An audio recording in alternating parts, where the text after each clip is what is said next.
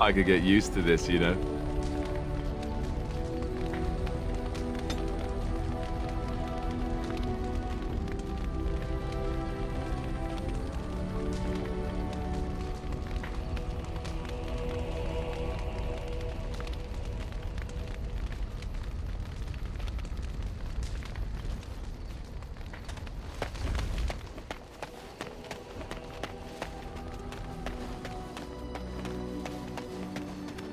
Enchantment? Enchantment!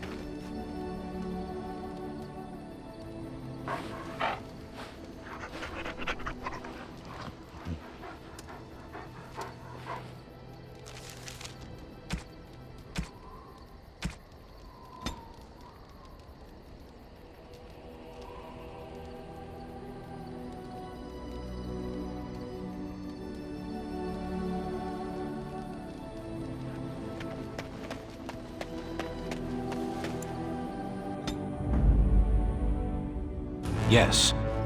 Yes.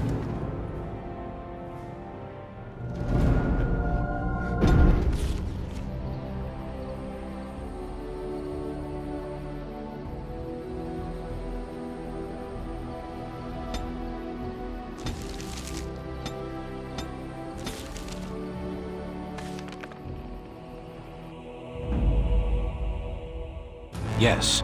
Yes. Vashaden. Yes. Yes. Yes.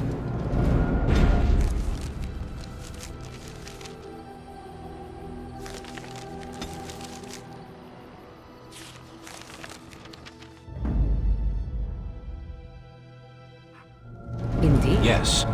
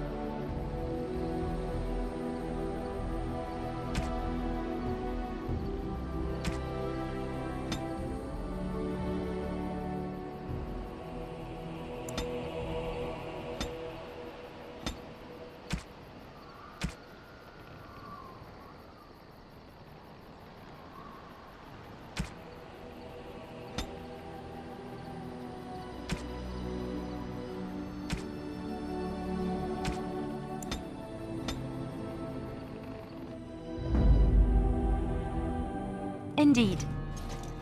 Yes. Yes.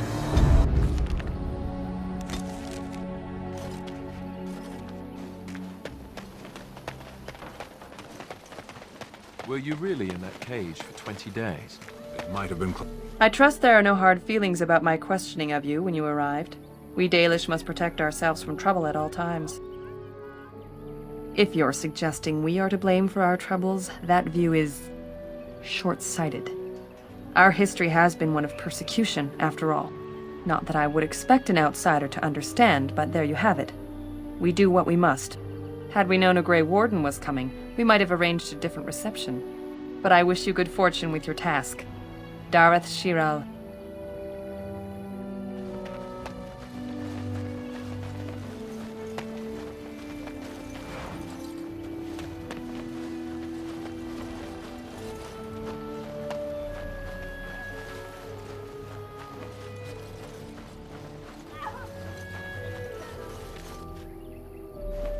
I'm sorry, but I must attend to our...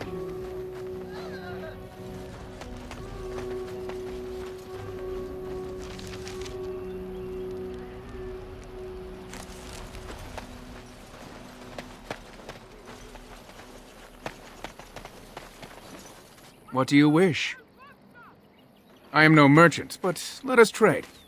Perhaps there's something here which will be of value to you.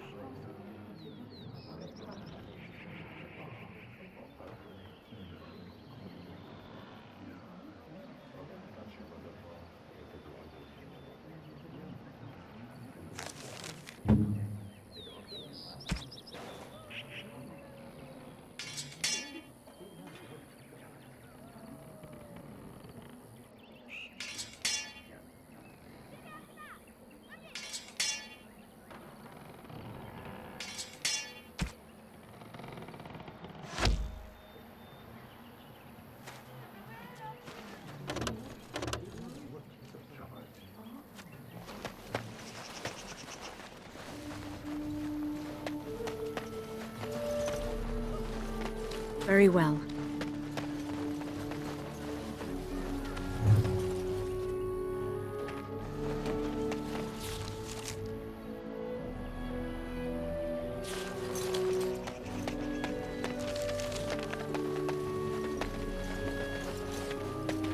Allow me. I could do that for you.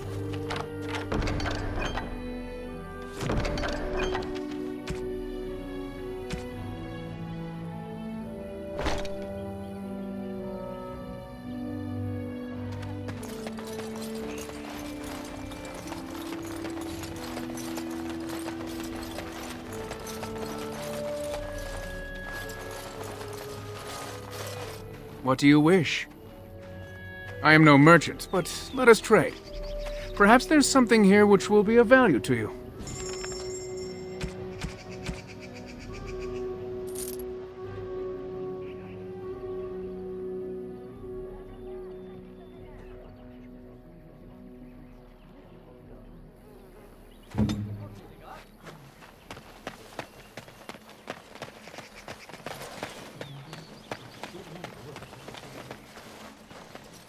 What do you wish?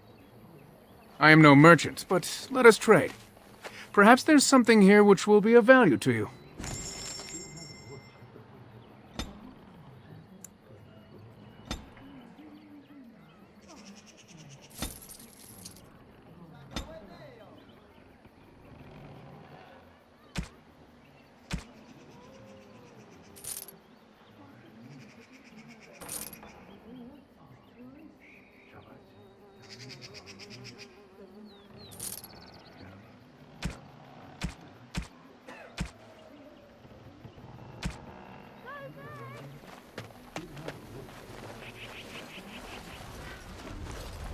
Oh, what do you want now? I told you everything already.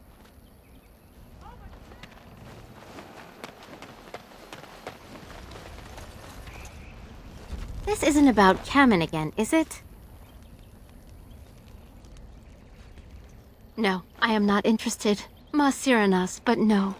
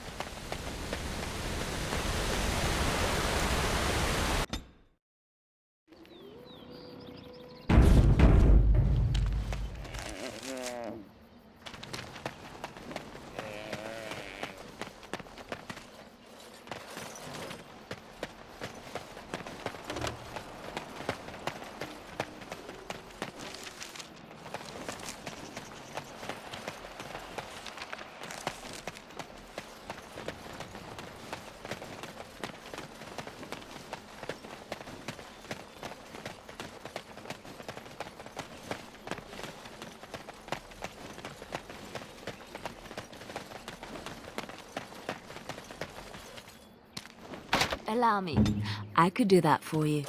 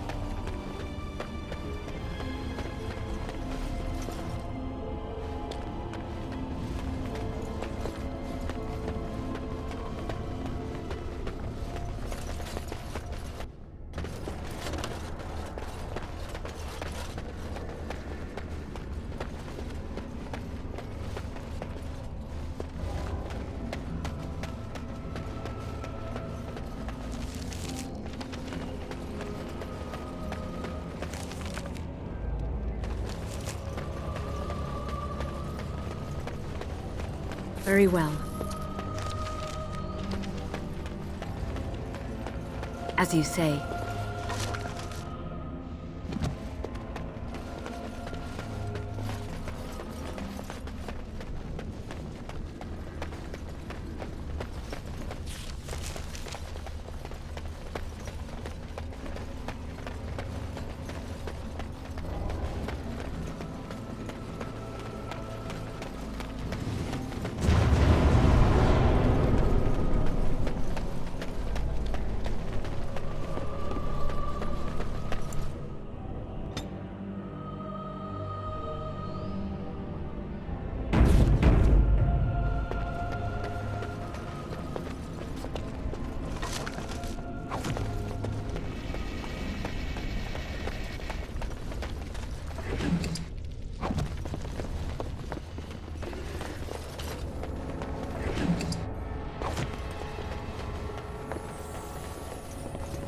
Very well.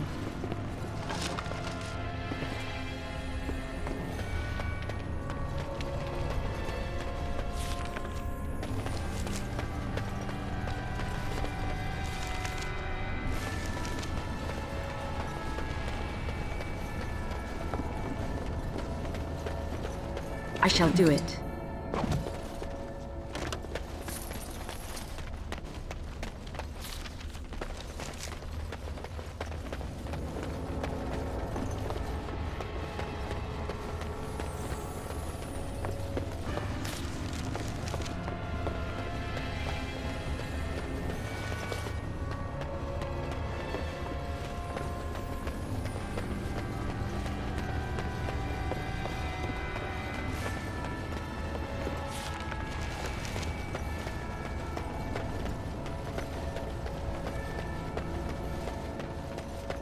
It shall be done.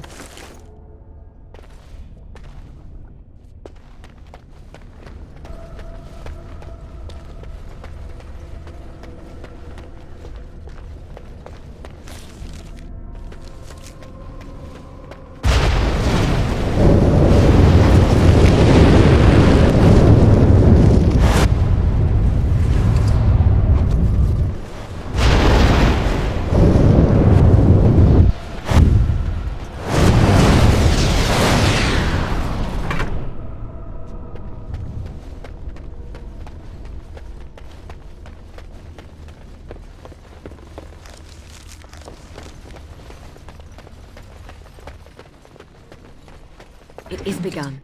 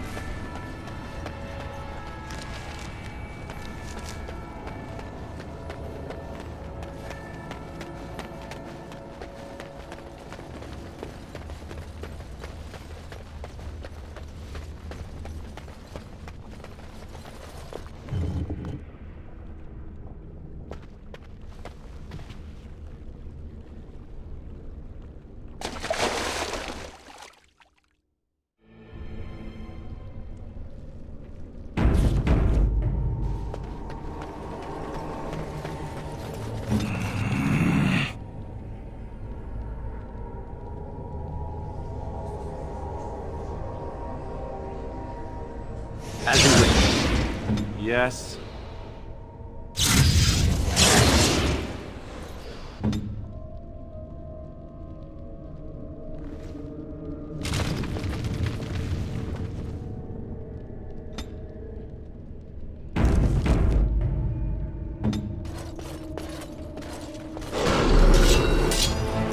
I am ready.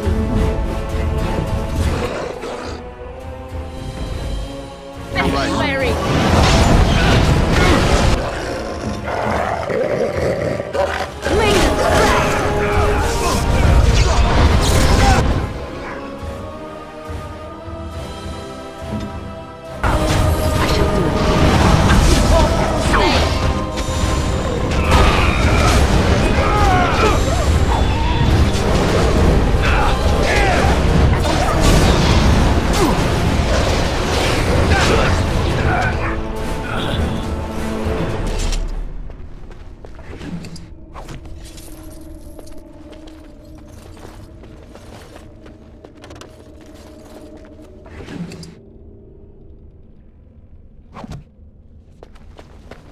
I shall do it.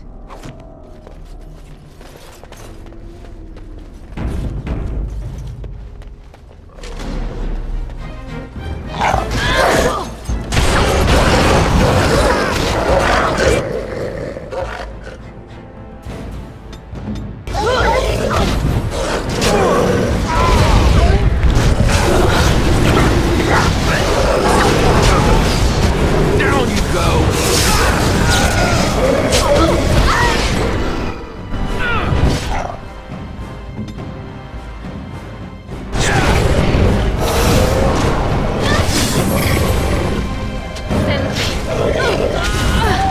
I'll scout them half the day.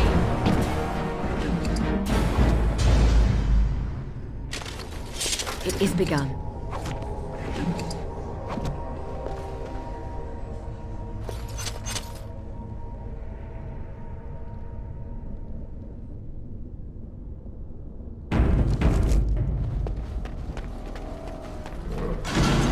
As you say.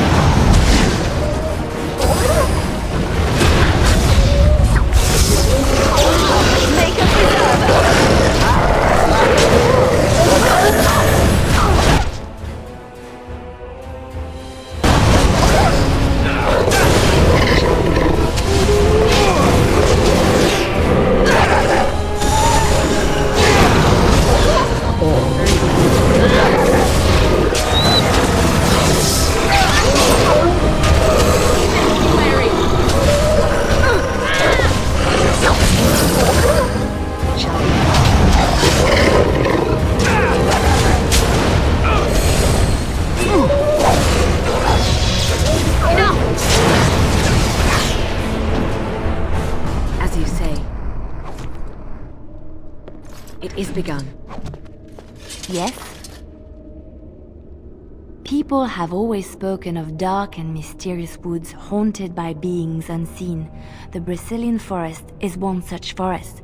They say the veil is thin here, and spirits from the fade pass over, drifting through the trees and giving them an unnatural and sinister intelligence. It is said that if you feel you are being watched in the Brazilian forest, you are. Yes?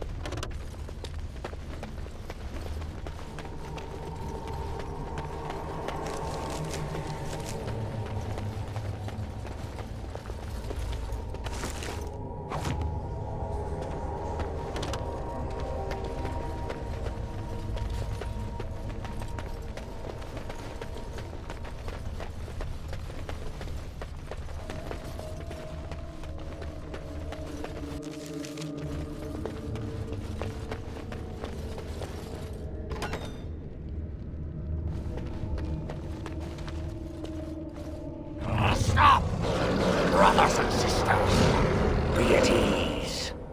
We do not wish any more of our people hurt. I ask you this now, outsider. Are you willing to parley?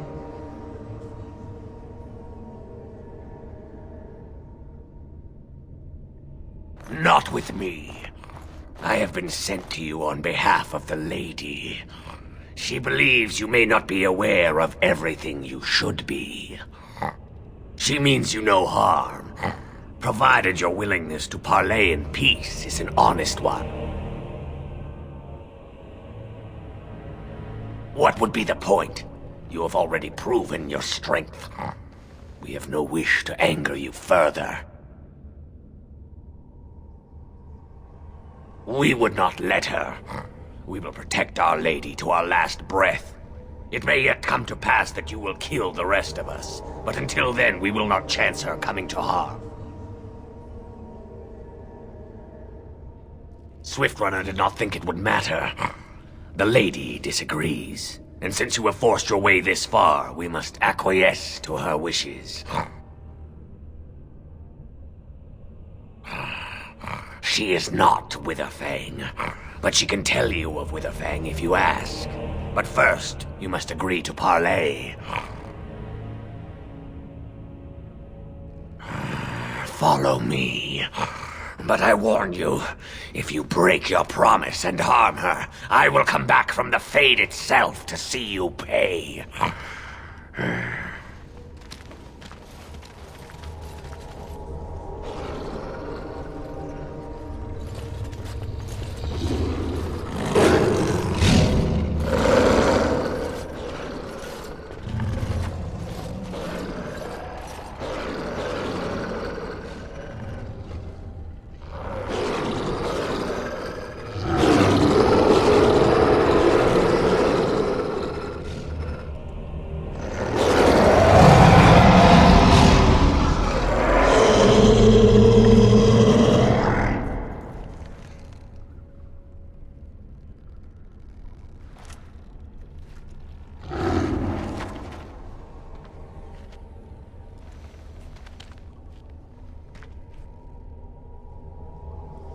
I bid you welcome, mortal.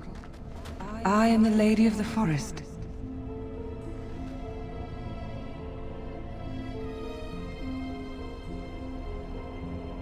No, that I am not.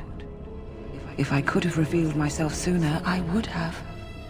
Do not listen to her, Lady. She will betray you.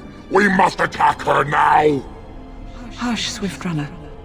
Your urge for battle has only seen the death of the very ones you've been trying to save. Is that what you want? No, my lady. Anything but that. And the time has come to speak with this outsider, to set our rage aside. I apologize on Swiftrunner's behalf. He struggles with his nature.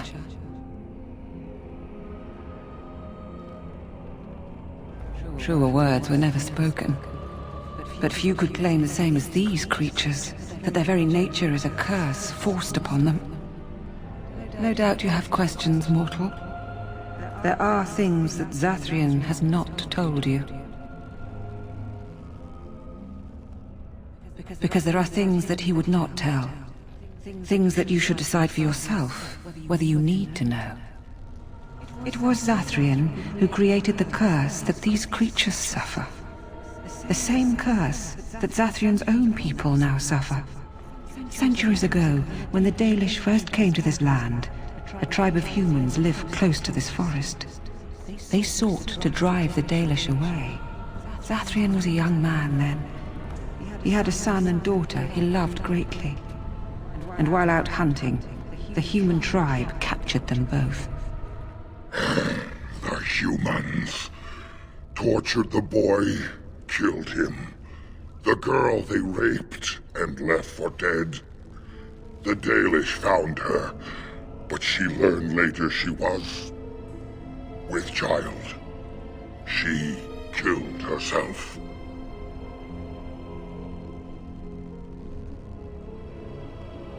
Zathrian came to this ruin and summoned a terrible spirit, binding it to the body of a great wolf. So Witherfang came to be.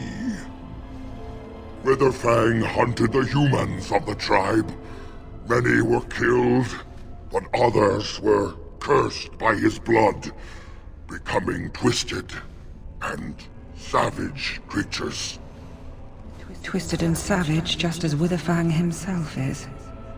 Deceit is the nature of men. They were driven into the forest. When the human tribe finally left for good, their cursed brethren remained, pitiful and mindless animals. Until I found you, my lady. You gave me peace. I showed Swiftrunner that there was another side to his bestial nature. I soothed his rage and his humanity emerged. And he brought others to me.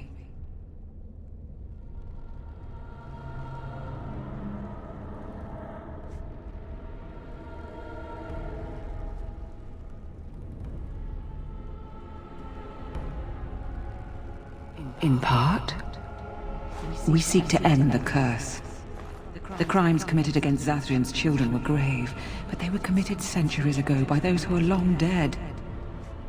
Word was sent to Zathrian every time the landships passed this way, asking him to come, but he has always ignored us. We will no longer be denied. We spread the curse to his people, so he must end the curse to save them. Please, mortal. You must go to him. Bring him here. If he sees these creatures, hears their plight, surely he will agree to end the curse.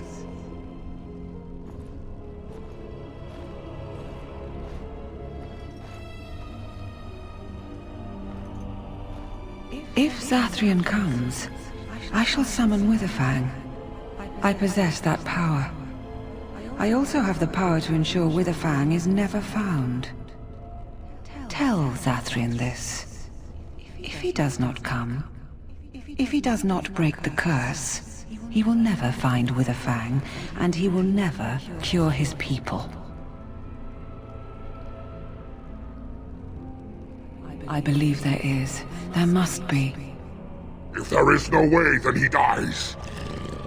Then they all die.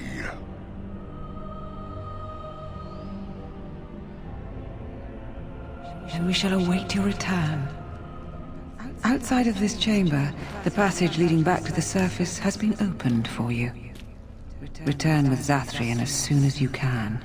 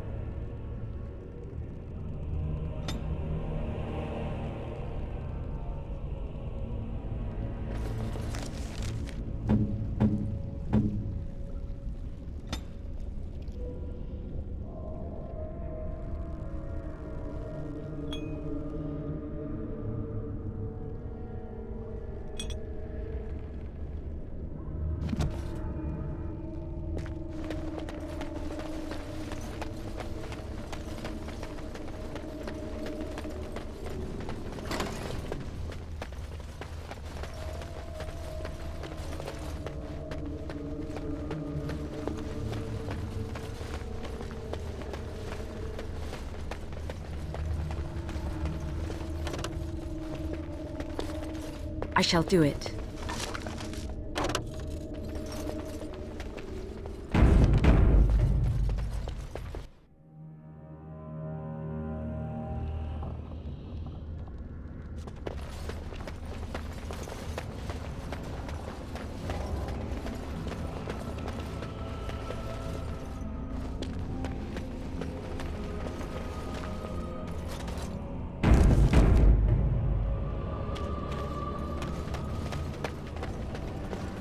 Ah, and here you are already.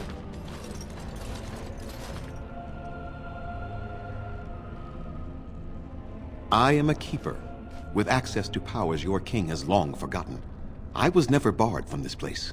There was no way to tell what would happen once you reached this ruin, so I decided to come myself.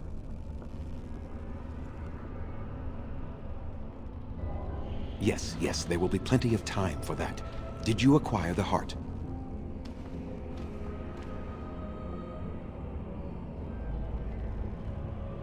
So you wish to play games? I can sense you do not have it. Why are you leaving the ruin?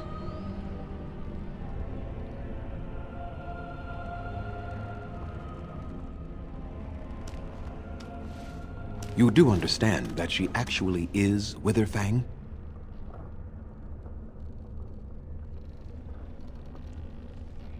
She is the powerful spirit of this ancient forest that I summoned long ago and bound in the body of the wolf. Her nature is that of the forest itself. Beautiful and terrible, serene and savage, maiden and beast.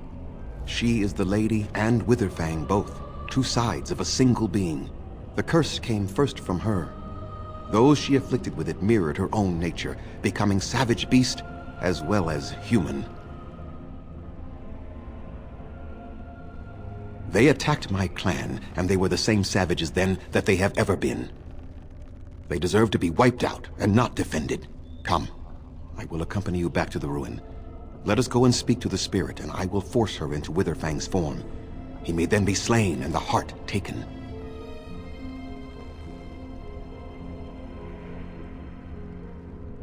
Why? You claim they have regained their minds, but they are still savage beasts. Their nature is unchanged. All they want is revenge, or a release that I will not give them. No, let us take the heart and end it.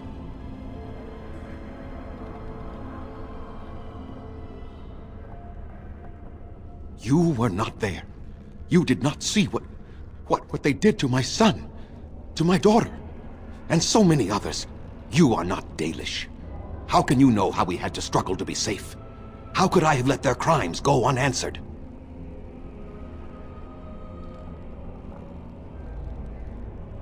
I have sworn to protect my people, and I shall. I will not lift a finger to help the descendants of savages who deserved the curse they received.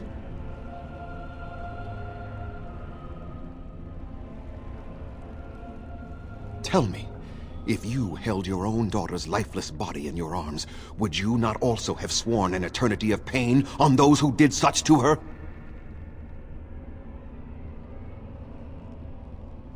Very well. You wish me to go and talk? I will do so. But what if it is only more revenge they wish? Will you safeguard me from harm? I fail to see the purpose behind this, but very well. It has been many centuries now. Let us see what the spirit has to say.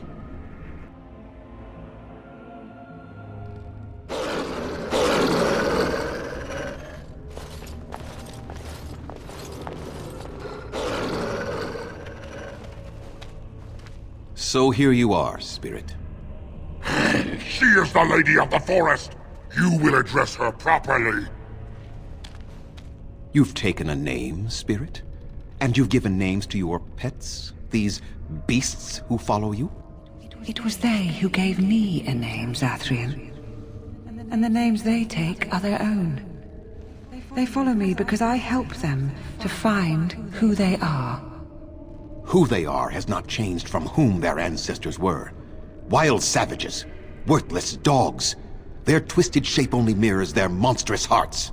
He will not help us, lady. It is as I warned you. He is not here to talk. No, I am here to talk, though I see little point in it. We all know where this will lead. Your nature compels it, as does mine. It does not have to be that way. There is room in your heart for compassion, Zathrian. Surely your retribution is spent. My retribution is eternal, spirit, as is my pain. This is justice, no more. Are you certain your pain is the only reason you will not end this curse? Have you told the mortal how it was created?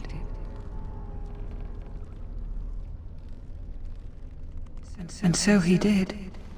Witherfang and I are bound as one being. But such powerful magic could not be accomplished without Zathrian's own blood. Your people believe you have rediscovered the immortality of their ancestors, Zathrian, but that is not true.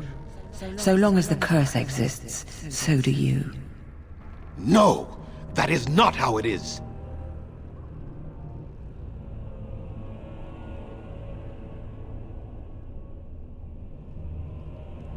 I did it for my people. I did it for my son and my daughter. For them, for justice, I would do anything. The curse would not end with Zathrian's death. His life, however, relies on its existence. And I believe his death plays a part in its ending. Then we kill him! We tear him apart now! For all your powers of speech, you are beasts still. What would you gain from killing me? Only I know how the ritual ends, and I will never do it. Ha! You see? We must kill them all! See? They turn on you as quickly. Do what you have come here to do, Grey Warden, or get out of my way.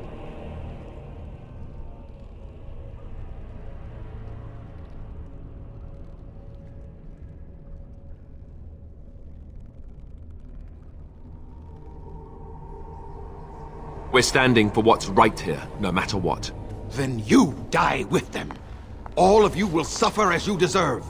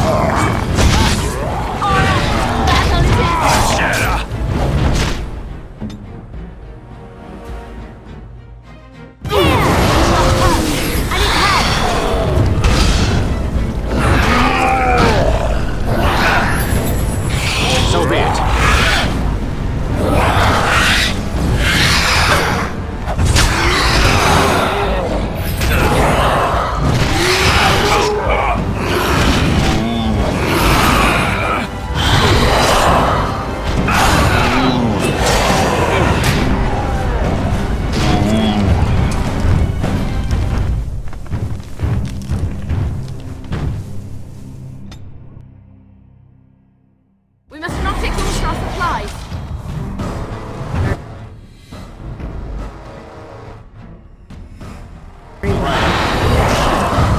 No glory in blood.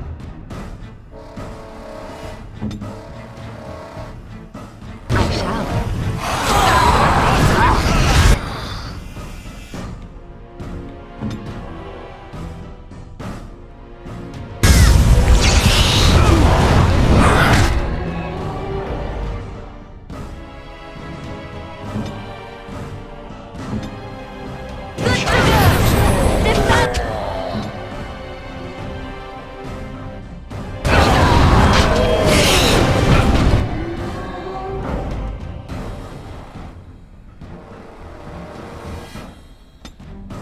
On it.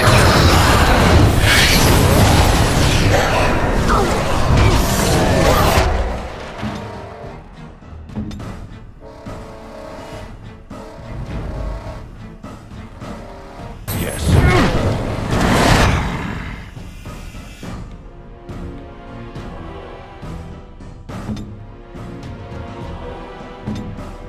Your word.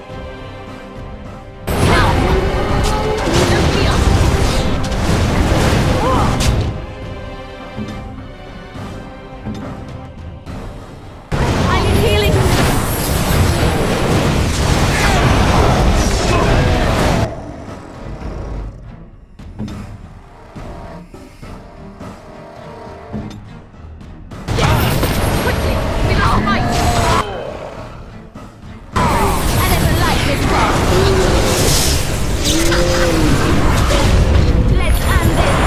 As you wish. As you said.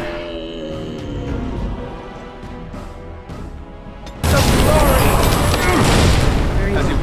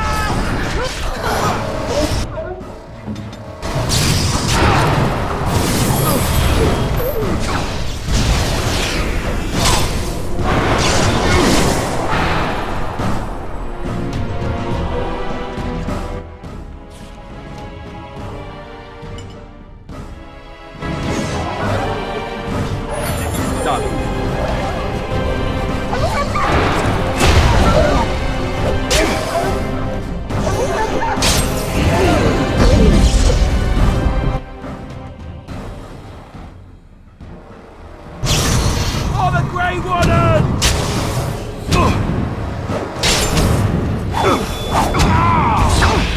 Let's grab some glory! Die! No more. The boulder dropped on me then. I cannot defeat you. Finish it! Kill him now! No! Don't kill him! Please, lady, stop him! No, Swiftrunner. We will not kill him. If there is no room in our hearts for mercy, how may we expect there to be room in his? I cannot do as you ask, Spirit. I am too old to know mercy. All I see are the faces of my children, my people. I cannot do it.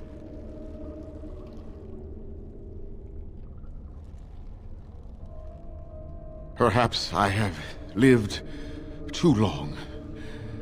This hatred in me is like an ancient, gnarled root. It has consumed my soul. What of you, Spirit? You are bound to the curse just as I am. Do you not fear your end? You are my maker, Zathrian. You gave me form and consciousness where none existed. I have known pain and love, hope and fear, all the joy that is life. Yet of all things I desire nothing more than an end. I beg you, Maker, put an end to me. We beg you, show mercy. You shame me, Spirit. I am an old man, alive long past his time. Then you will do it? You will end the curse? Yes, I think it is time. Let us put an end to it all.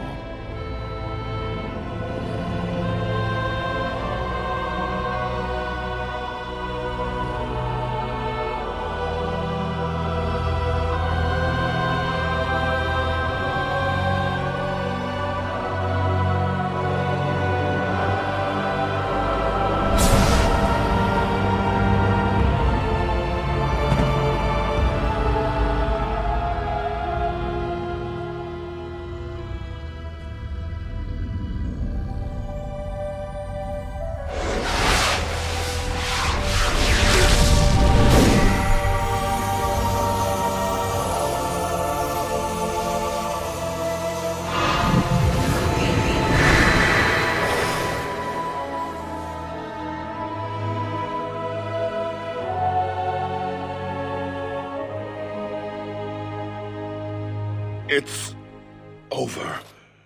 She's gone, and we're human. I can scarcely believe it.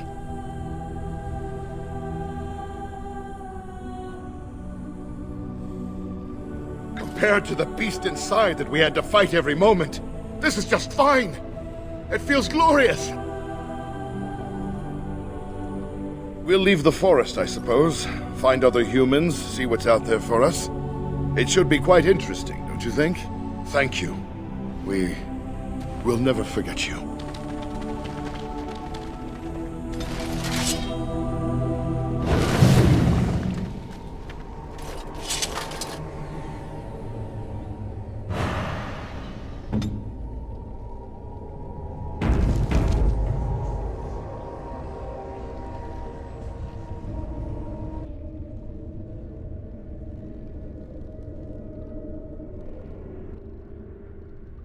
Yes?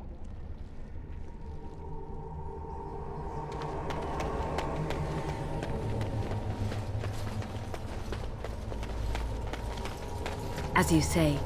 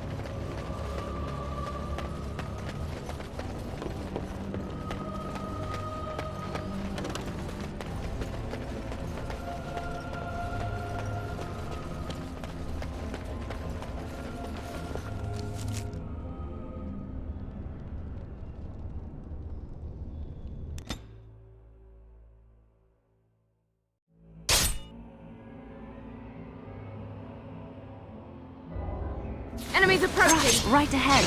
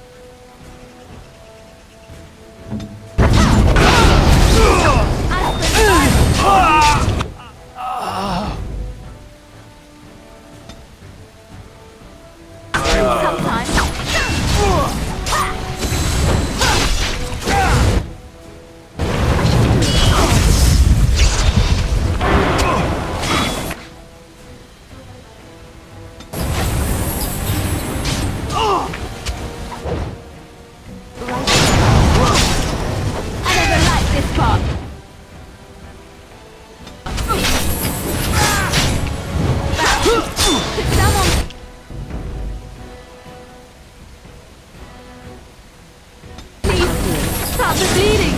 Oh, they! Careful! Now you fall! This part takes forever! It's begun.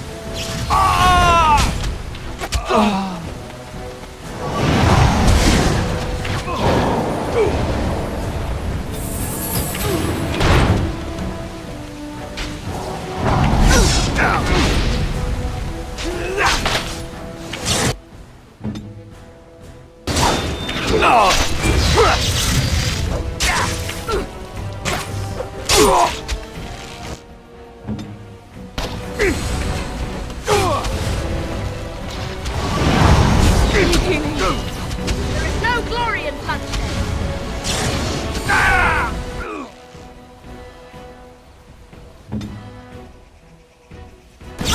Let us end this! It's begun. Need help?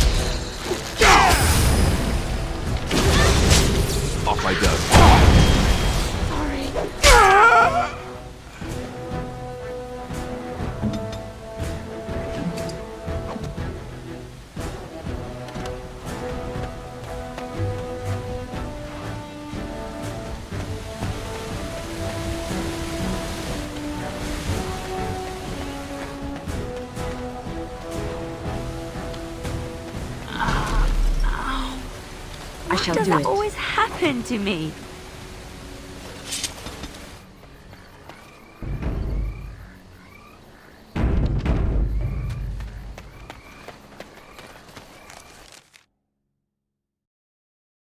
It is done. The essence of the wolf's heart has banished all traces of cursed blood from the hunters. It is too bad that Zathrian had to die.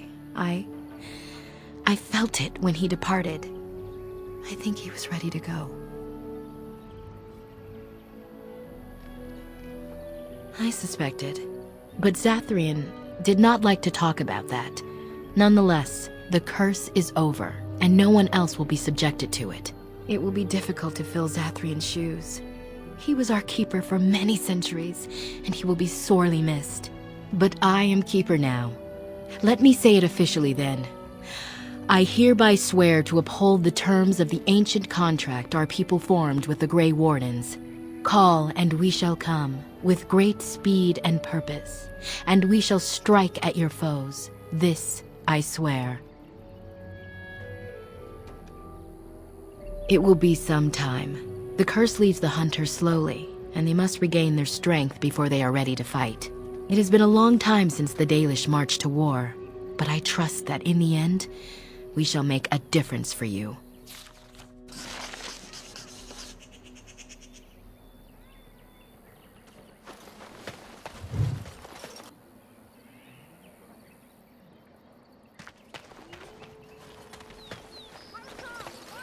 We are working hard to make enough equipment for all of the hunters.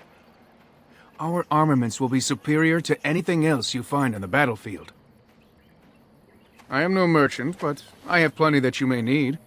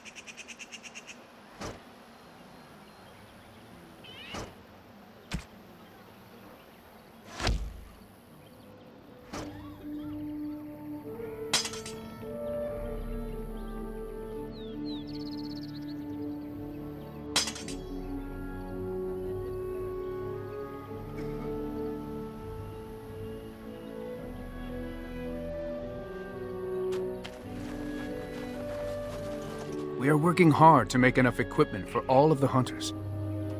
Our armaments will be superior to anything else you find on the battlefield. I am no merchant, but I have plenty that you may need.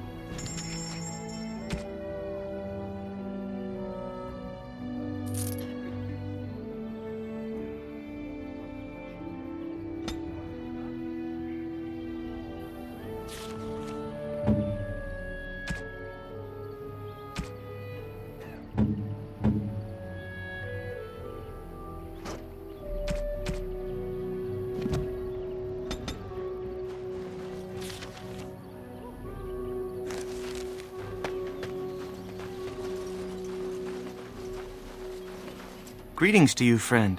I understand I have you to thank for my rescue from the forest.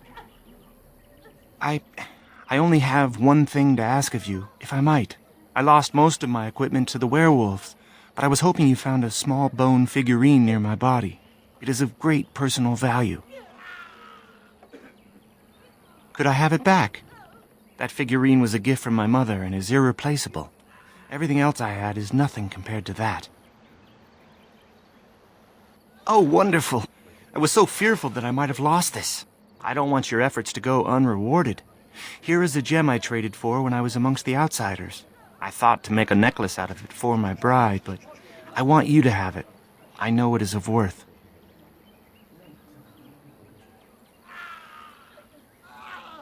You wish me to keep it?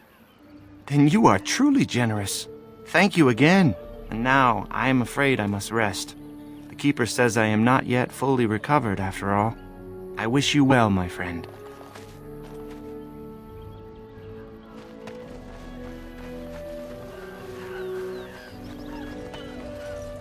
Now that the forest is clear, I am free to hunt a pelt of my own. Then Gaina will be mine.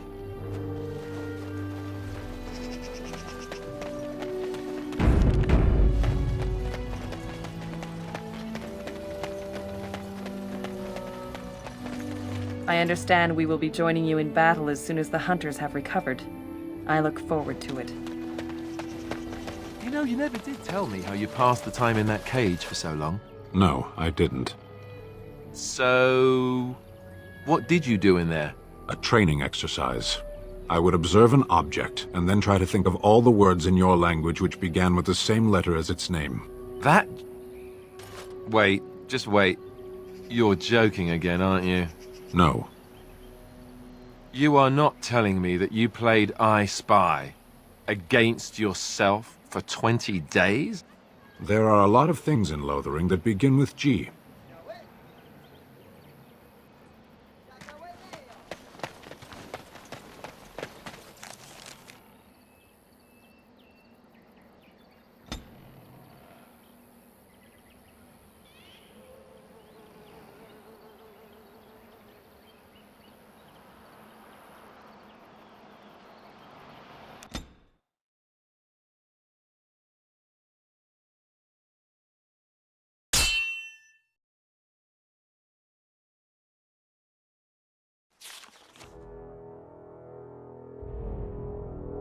I bring word, sire.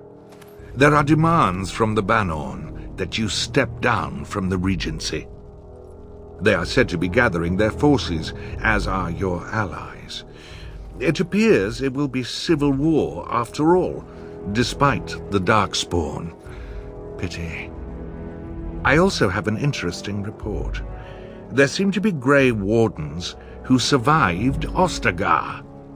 How, I don't know. But they will act against you. I have arranged for a solution, with your leave. The Antivan Crows send their regards. An assassin? Against Grey Wardens, we will need the very best, sire. And the most expensive. Just get it done.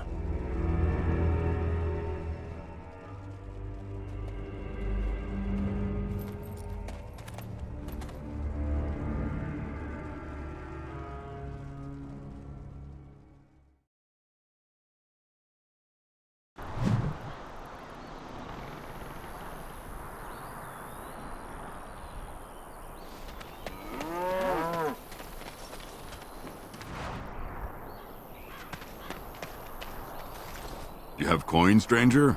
With Orzammar closed off, old Tegrin can give you a discount. Fine weapon and arms, dwarven made. There's two things I'm here for. Travel or trade. Understand?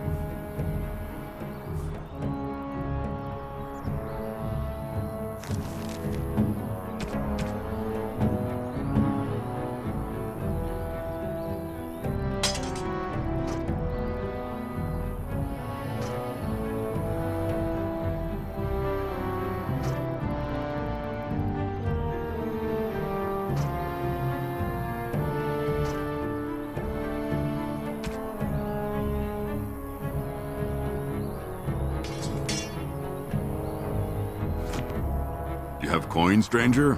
With Orzammar closed off, old Tegrin can give you a discount. Fine weapon and arms, dwarven made.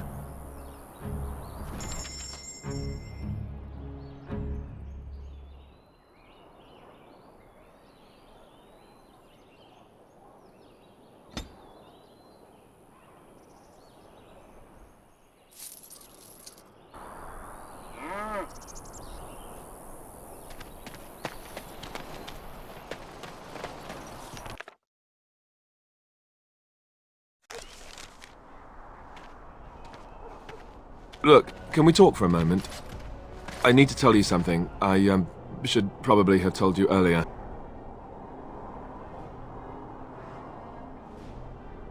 I don't know. I doubt it. I've never liked it, that's for sure. I told you before how Al Eamon raised me, right? That my mother was a serving girl at the castle and he took me in. The reason he did that was because, well, because my father was King Marek.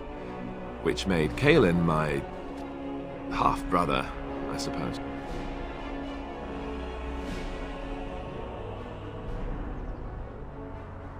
How? When would I say that? Oh, by the way, King Marek had sex with a servant and she produced a bastard son. That's me. I would have told you, but it never really meant anything to me. I was inconvenient, a possible threat to Cailan's rule, and so they kept me secret. I'd never talked about it to anyone. Everyone who knew either resented me for it or they coddled me. Even Duncan kept me out of the fighting because of it. I didn't want you to know as long as possible. I'm sorry.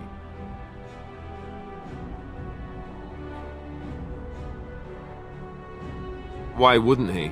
He was King Marek's best friend. I don't know if that means anything, though. I certainly never considered the idea that it might ever be important. At any rate, that's it. That's what I had to tell you. I thought you should know about it. Let's hope not. I'm the son of a commoner and a Grey Warden to boot. It was made very clear to me early on that there was no room for me raising any rebellions or such nonsense. And that's fine by me. Now, if there's an heir to be found, it's Al Eamon himself. He's not of royal blood, but he is Cailan's uncle, and more importantly, very popular with the people. Though, if he's really as sick as we've heard... Oh, no, I don't want to think about that. I really don't. So there you have it. Now can we move on? And I'll just pretend you still think I'm some nobody who was too lucky to die with the rest of the Grey Wardens.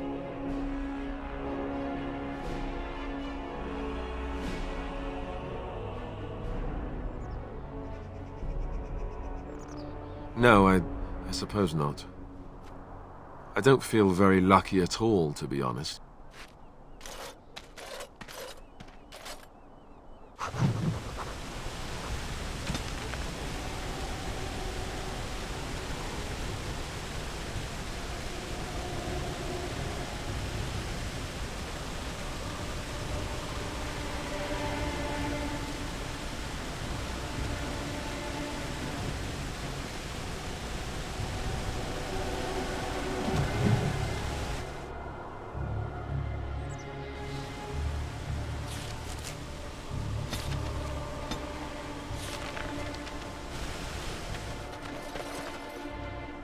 Yes. I am hardly surprised. Very well. Speak, then. Then I suggest we move on. As you wish. What do you need? Ask away. You never asked? No, calm down. I'm not trying to make you more upset. Let me explain. The thing is, I'm used to not telling anyone who didn't already know. It was always a secret. Even Duncan was the only Grey Warden who knew. And then after the battle, when I should have told you, I don't know, it seemed like it was too late by then. How do you just tell someone that?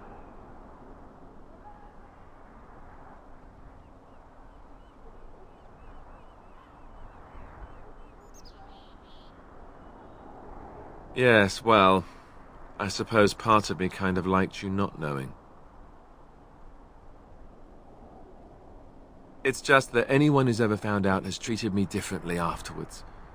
I was the bastard prince instead of just being Alistair. I know that must sound stupid to you, but I hate that it shaped my entire life. I never wanted it, and I certainly don't want to be king. The very idea of it terrifies me.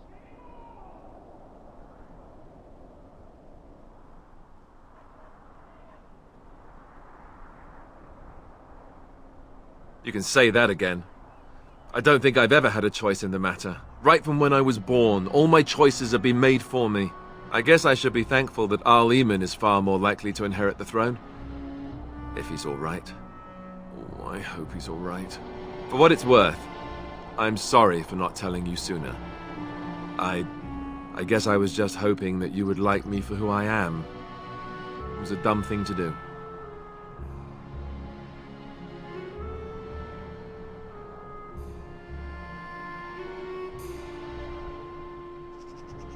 I guess it's kind of a relief that you know now. Let's go. It is begun.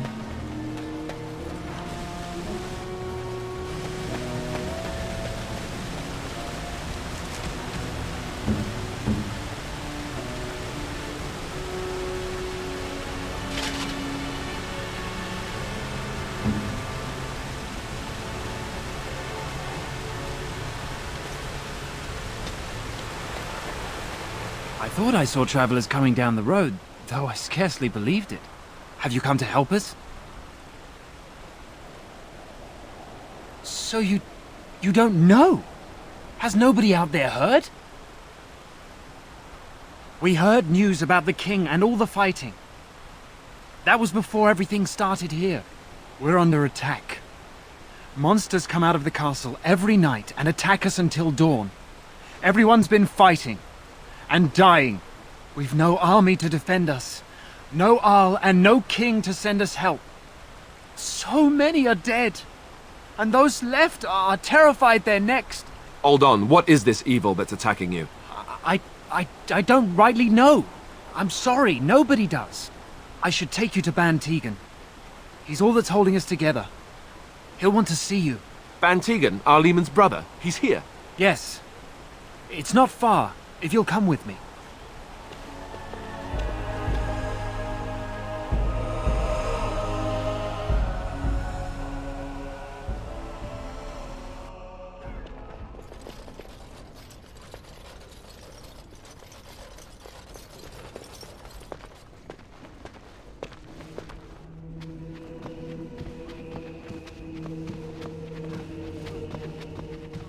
It's Thomas, yes? And who are these people with you? They are obviously not simple travelers. No, my lord. They just arrived, and I thought you would want to see them. Well done, Thomas. Greetings, friends. My name is Tegan, Ban of Reynisfere, brother to the Arl. I remember you, Ban Tegan, though the last time we met, I was a lot younger and covered in mud. Covered in mud? Alistair? It is you, isn't it? You're alive! This is wonderful news. Still alive, yes. Though not for long if Ten Loghain has anything to say about it. Indeed. Loghain would have us believe all Grey Wardens died along with my nephew, amongst other things.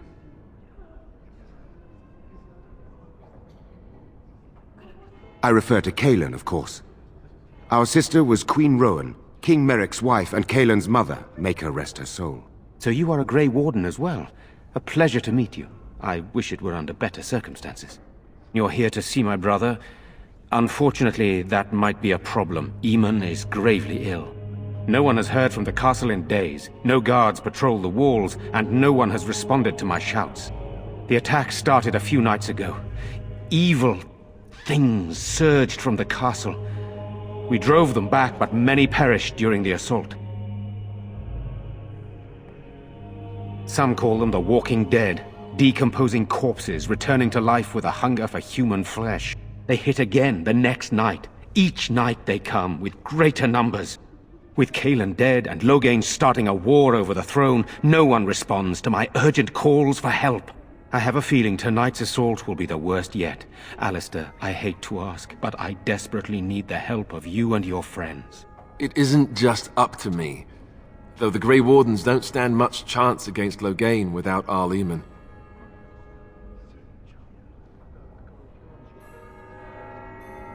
I know Alistair, and I trust those he chooses to travel with. What do you say? By all means. The castle is closed to us, its doors barred. We could storm it certainly, but what would that accomplish? Our numbers are too few. We cannot throw men at the castle walls when they are needed to protect the village. I tried.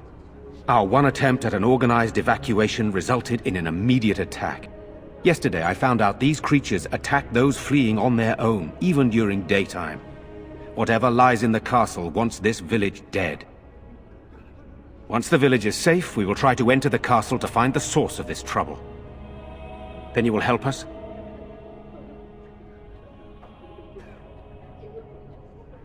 There are no Darkspawn here, and nothing to gain. It is a fool's errand. Yet helping these humans does nothing of the sort. Thank you. Thank you. This means more to me than you can guess. Thomas, please tell Murdoch what transpired. Then return to your post. Yes, my lord. Now then, there is much to do before night falls. I put 2 men in charge of the defense outside. Murdoch, the village mayor, is outside the chantry. Sir Perth, one of Eamon's knights, is just up the cliff at the windmill, watching the castle. You may discuss with them the preparations for the coming battle. Of course. I have those few who returned from their quest. You know of this, yes? Yes, I question Isolde's decision to send so many knights in search of this relic. But I am a practical man, whereas she is a woman of great faith. Sir Perth was one of the knights sent on this quest. Perhaps you should speak to him if you wish to learn more. Sir Perth insists. He wants me to be with the villagers, so everyone he needs to protect is in one place. I don't mind, to be honest. The point of all this is to protect the villagers, and I can do that best here. This is the last line of defense, should things go amiss. We could bring some men in to stand beside me, but I'd rather keep the monsters away from the villagers if possible. I do not know. They seem to be walking corpses, men with rotting flesh that continue to attack even with the gravest injuries. All I know is these things don't fall easily. You hack them to pieces and still they come. Hopefully we can find the source and stop it before it causes any more damage. With luck, we'll also find Eamon and be able to help him. Very well. Luck be with you, my friend.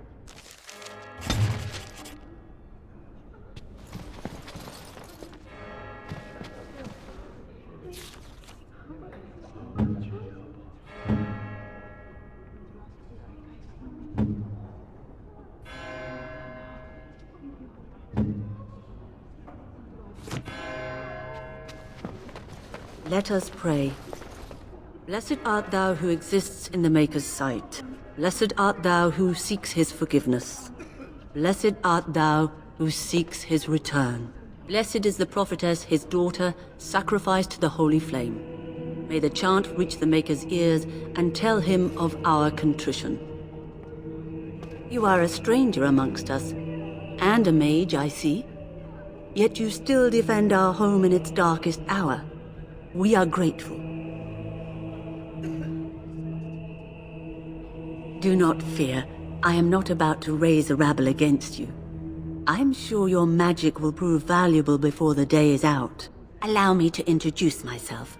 I am revered Mother Hannah, head of this chantry, which for the moment is a place of refuge for these poor villagers. How awful this must be for you all. Is this everyone who's left? All those who cannot defend themselves, yes. They are terrified of tonight's attack, and I fear these walls will not keep them safe. What can I do to help with your task? Of course, child. Blessed art thou who exists in the Maker's sight. Blessed art thou who seeks his forgiveness. Blessed art thou who seeks his return. Blessed is the prophetess, his daughter, sacrificed to the holy flame. May the chant reach the Maker's ears and tell him of our contrition.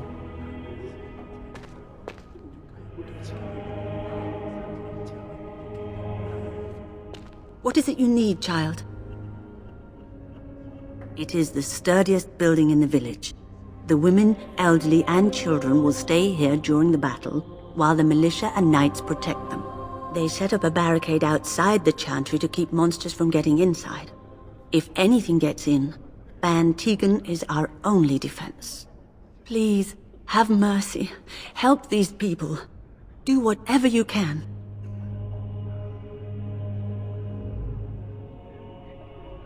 May the Maker watch over you, child.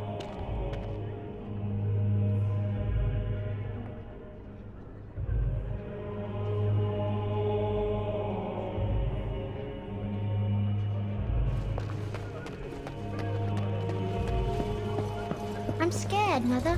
When are the bad men coming? Soon, darling. Don't worry.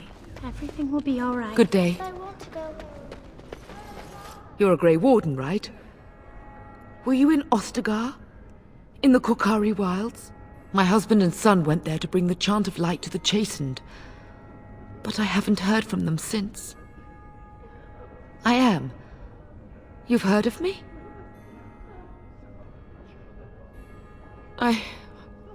I thought that might be the case. Thank you for telling me. Maker's blessings upon you. Father is outside defending the village from the bad. I'm so scared. Sorry. Am I bothering you? I'll try to be more quiet. Those things dragged my mother away. I don't know what happened to her, but I hear her screaming all the time. Everywhere. How terrible. You poor thing. I wish there was something we could do to help. And now my brother Bevan, he ran off. I don't know where he is. I'm so scared they got him too. He said something about saving Mother. He's just a little boy. He doesn't understand she's gone. I hope he didn't try to go to the castle. Oh, that would be awful. I went to our house. It's by the square. He wasn't there. I searched the rest of the village too. I called and I called, but he never answered. I wonder if he ran off into the woods. I'm so worried. Without me, he has nobody. You will? Thank you so much. Please find him. Silence, girl. Do you want the children to hear you? But night is coming. The monsters will return and...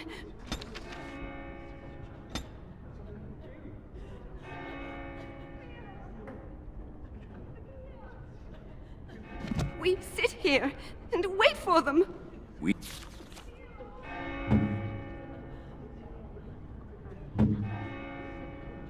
have no choice. We must pray and hope for the Maker's compassion.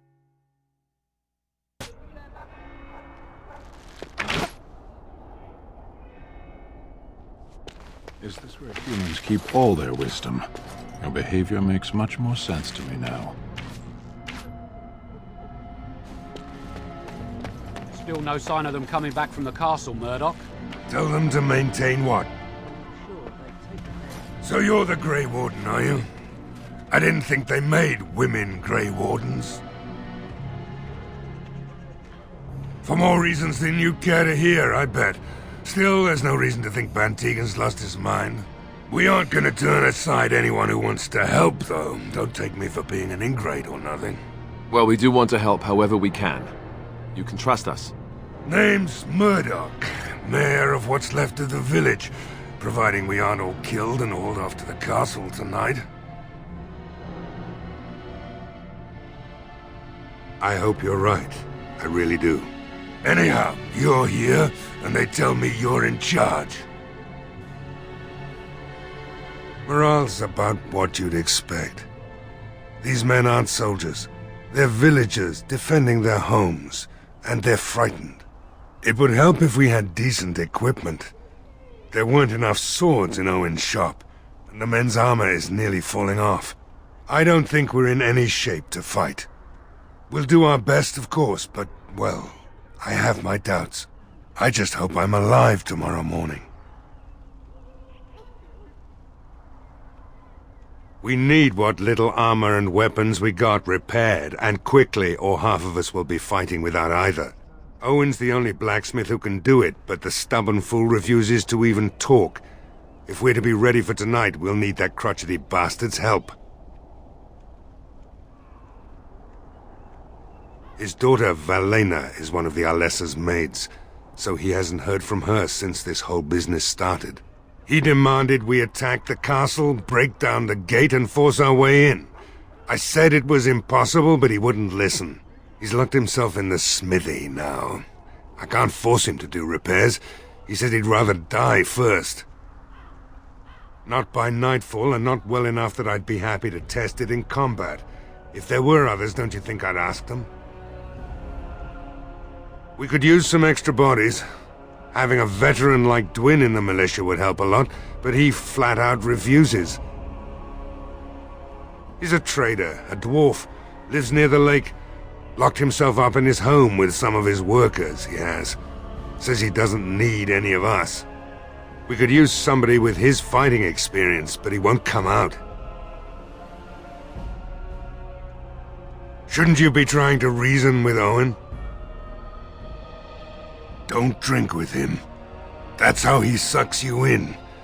Just my luck, our success hinges on the most foolish drunk of a smith ever to grace the Maker's lands. I don't want to think about that. I guess this might be the last night after all. The king is coming. Nobody is. So what can we do? Leave? Try to get out of the village? Abandon everyone? It is begun. Go away. Curse you! Leave me in peace!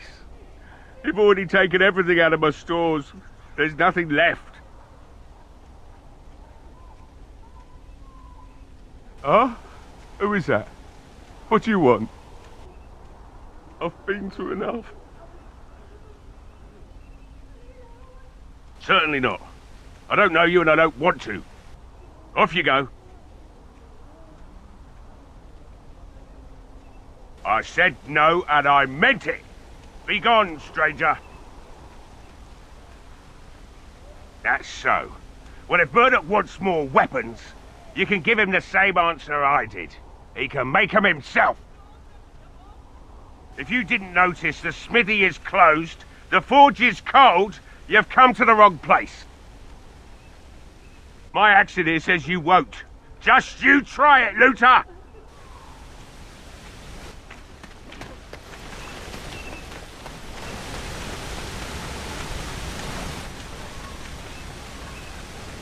I am ready.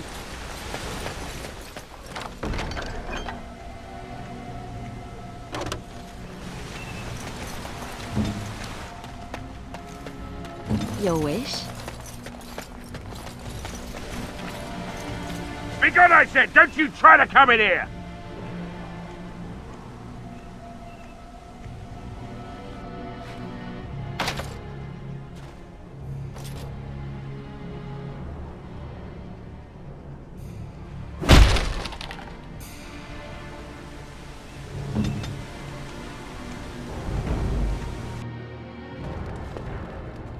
Maker's breath. What is that smell? It's like someone set a brewery on fire. Somebody's been drinking. You just come barging into my home. I've no money and nothing of value to take, as you can plainly see. So if you're here to beat on a sad old man, then all I ask is you get on with it. I don't have much to live for as it is.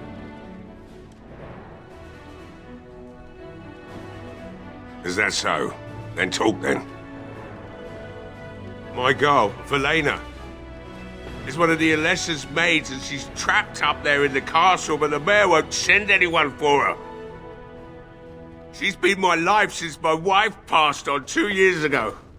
Now she's dead, or soon to be. I don't care what happens to me or the village, or anyone! Why not?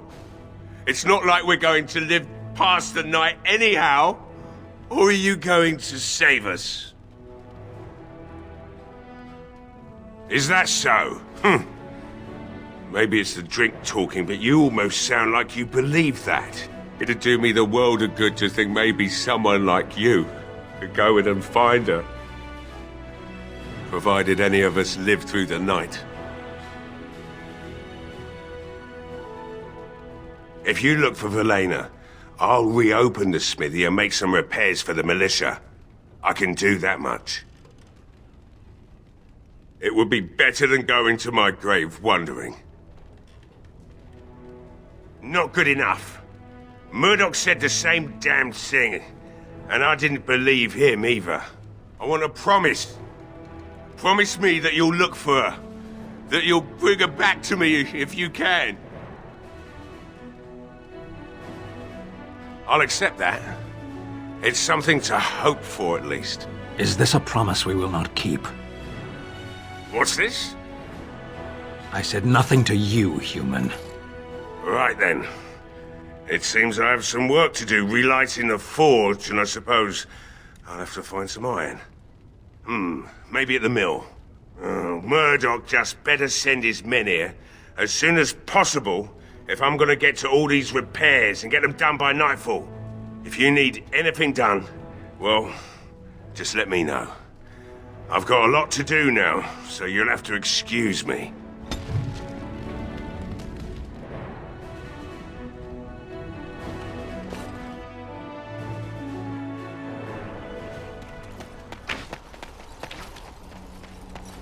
Well, it looks like Owen's finally doing the repairs we need. The damn fool is falling over a drunk and still manages to make smithying look easy. Good enough, I say. I'll send one of my men to inform Bantegan the militia is ready for battle. We'll do our best. We'll fight until we can't fight anymore, however long that is. Yes? What's he up to now? He's a trader, a dwarf, lives near the lake. Locked himself up in his home with some of his workers, he has. Says he doesn't need any of us. We could use somebody with his fighting experience, but he won't come out. Right. Let's hope we see morning.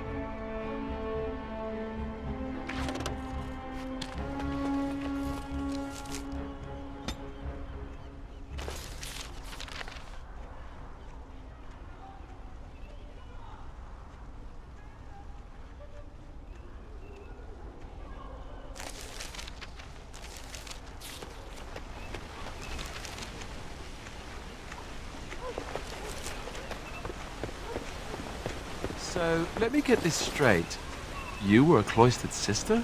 You must have been a brother before you became a Templar, no? I never actually became a Templar.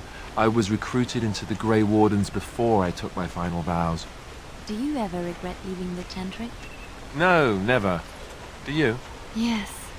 You may not believe it, but I found peace there. The kind of peace I've never known. It used to get so quiet at the monastery that I would start screaming until one of the brothers came running. I would tell them that I was just checking. You never know, right? No, I never did anything like that. I enjoyed the quiet. Suit yourself. The look on their face was always priceless.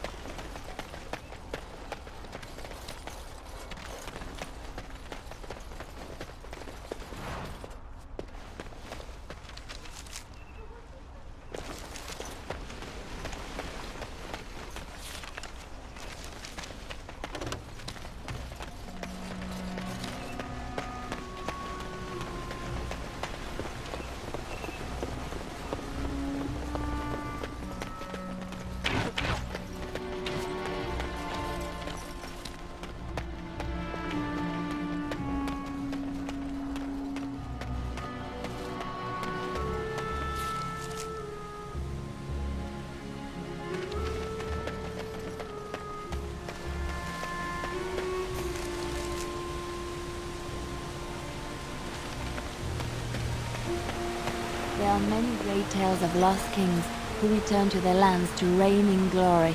I am not lost, nor for that matter, a king. And there's nothing glorious about me. You are Merrick's son. You are the rightful king of Ferelden. I am the son of a starstruck maid and an indiscreet man who just happened to be king. Look, I can't be king. Some days I have trouble figuring out which boot goes on which foot. Complete fools are made leaders of kingdoms all the time. And you're not a complete fool. What an utter relief. And don't worry about the boots. Kings don't need to dress themselves. That's what advisors are for, isn't it? And starstruck maids, apparently.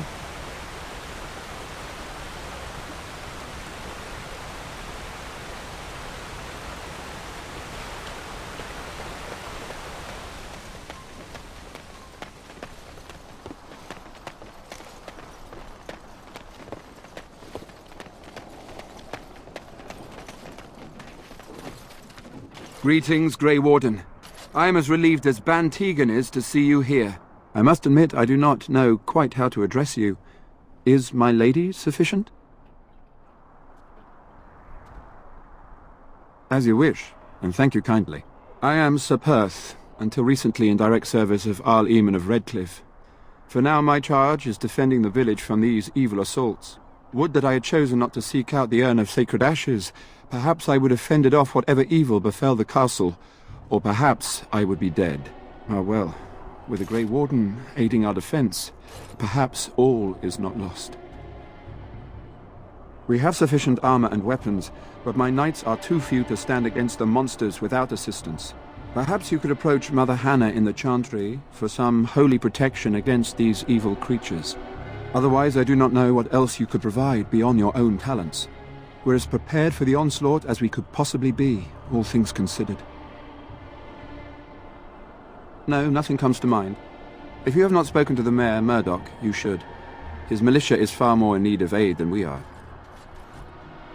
Ask me whatever you wish. I'm not sure. Murdoch mentioned a blacksmith in the village, but I believe the militia is using everything he had. Beyond that, you might try the village store. It's locked up, but there may be items of use still within. I do not know. When the Isle fell sick, we were at a loss. Nothing worked to cure him, and he just kept getting worse. Finally, our lesser Isolde came up with a plan. The Urn of Sacred Ashes is a legendary artifact said to hold great healing powers. If found, it might save him.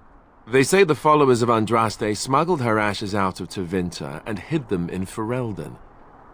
The urn's never been heard of since. We knights volunteered to seek it out. Few of us have returned. Many are still out there, unaware of what is happening here. We were never certain. He thirsted for water and then grew weaker and weaker. We brought in a mage, but even that did nothing. The Arlessa believed he was cursed and that we needed the power of Andraste herself, or he would surely perish. The Jarl once employed a scholar, Brother Genetivi. He had proof the urn was in Ferelden, or so I was told. Not at all. A great number of soldiers remained in Castle Redcliffe. I wonder if they perished there and were transformed into these things. The thought chills my blood. Eventually, perhaps. The ones I have here were those near enough to recall within the last few days. I only returned myself because I was passing by Redcliffe and heard the news of strange attacks. As you wish. Although we are far better equipped than Murdoch and his villagers, we knights are too few. Things will be grim after sundown. Overall, my fellow knights are nervous about the coming battle. Death is almost certain, but we will fight and die valiantly if that's what the Maker demands.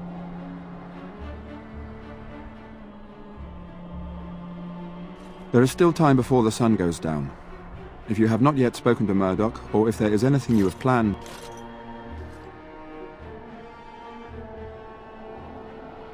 Good. Go do whatever you must and return before it is time. I will be here.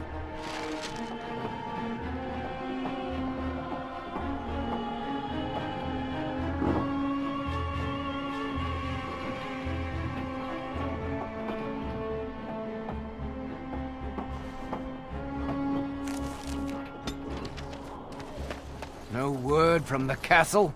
No, all is still, as it has been for days. And it is an unnatural stillness, as though there is naught in there but death. Say no more. The Arl lives, and I will not listen to your inauspicious chatter.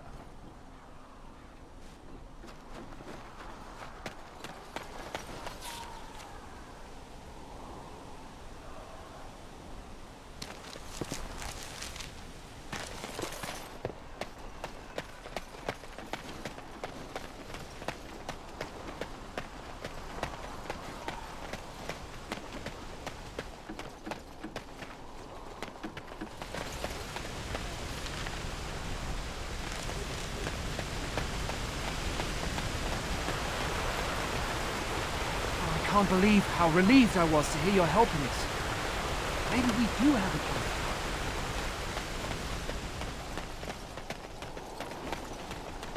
I shall do it. Where are you going? I thought you were going to help us. If you go, I doubt we'll still be here when you get back. I'm just saying.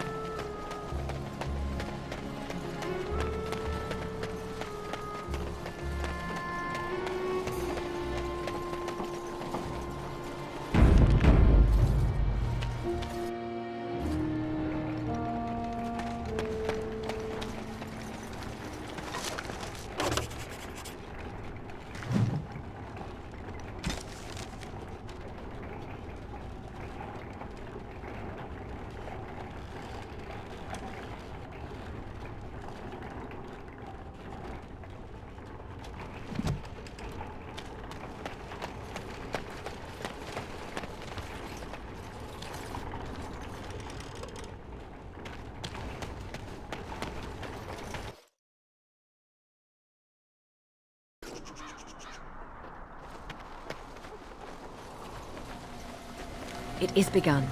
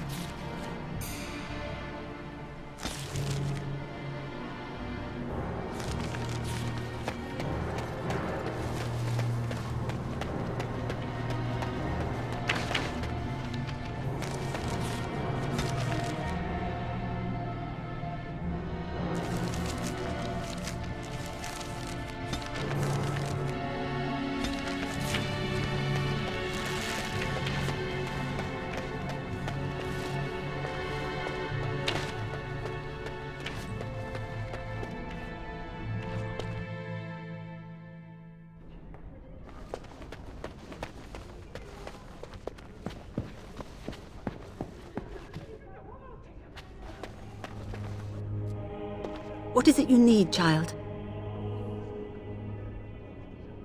I have done all I can for them. I pray for them each night and seek the Maker's forgiveness for their sins before they face their deaths. What Sir Perth seeks is something that is not in my power to give. Sir Perth believes that I can protect them against these creatures, a shield only the Maker can provide, and that I withhold this power. Well, can't you just tell him the Maker will watch over him? Morale is a powerful thing, you know. You mean you want me to let them think the Maker protects them in a real sense? I will not lie to them like that.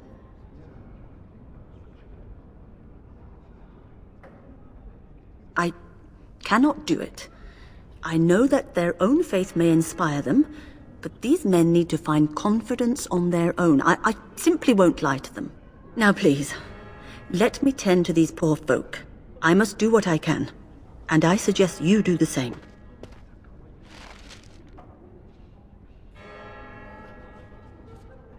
What is it you need, child? May the Maker watch over you, child.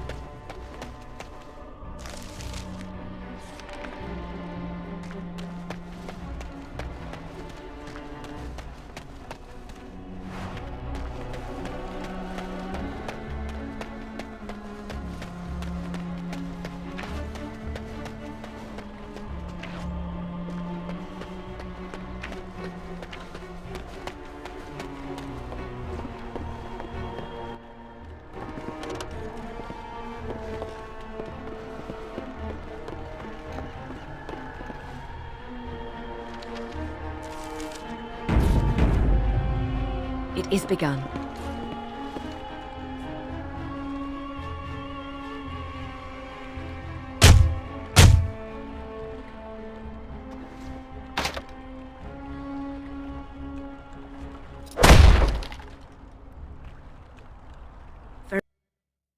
Wonderful. Intruders. I hope you have a good reason for breaking and entering into my home.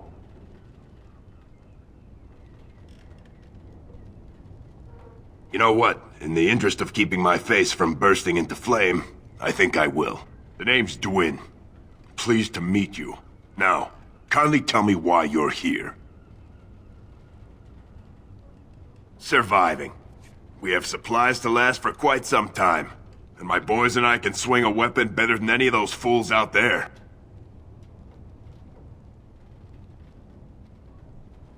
Thanks. But I'll take my chances in here. Everyone else can run around in the open waiting to die.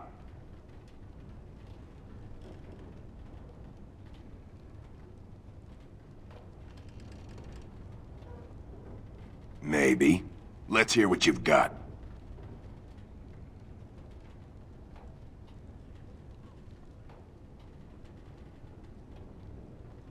And what good would that do me? The Jarl's probably dead. I couldn't care less what Tegan thinks of me. What else you got?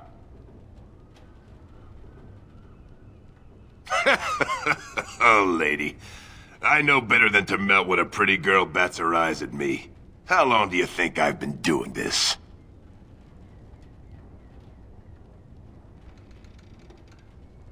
I've had enough of you strutting around like you own the place. Come on, boys. This ends now.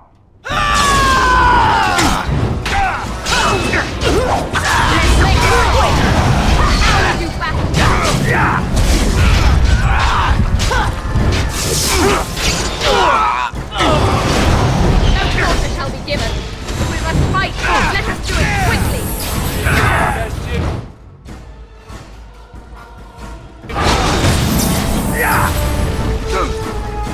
Very well.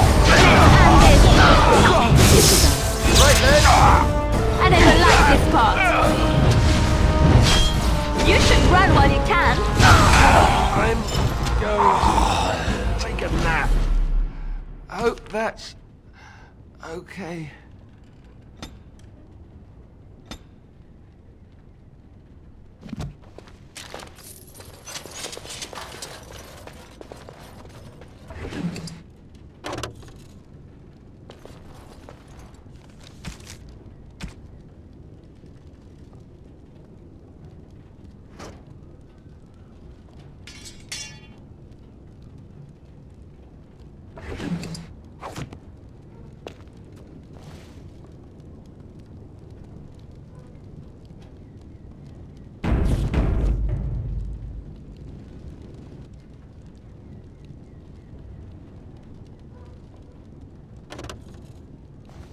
As you say.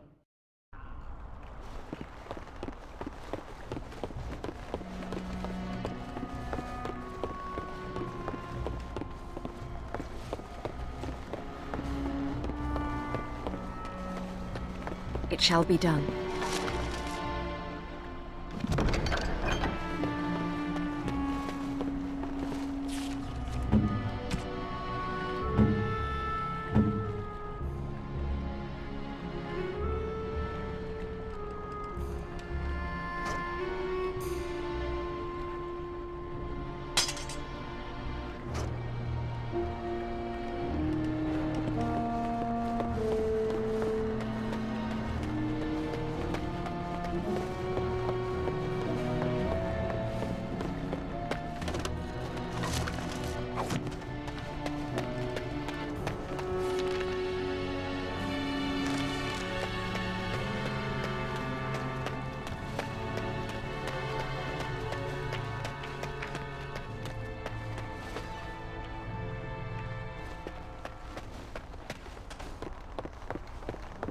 Very well.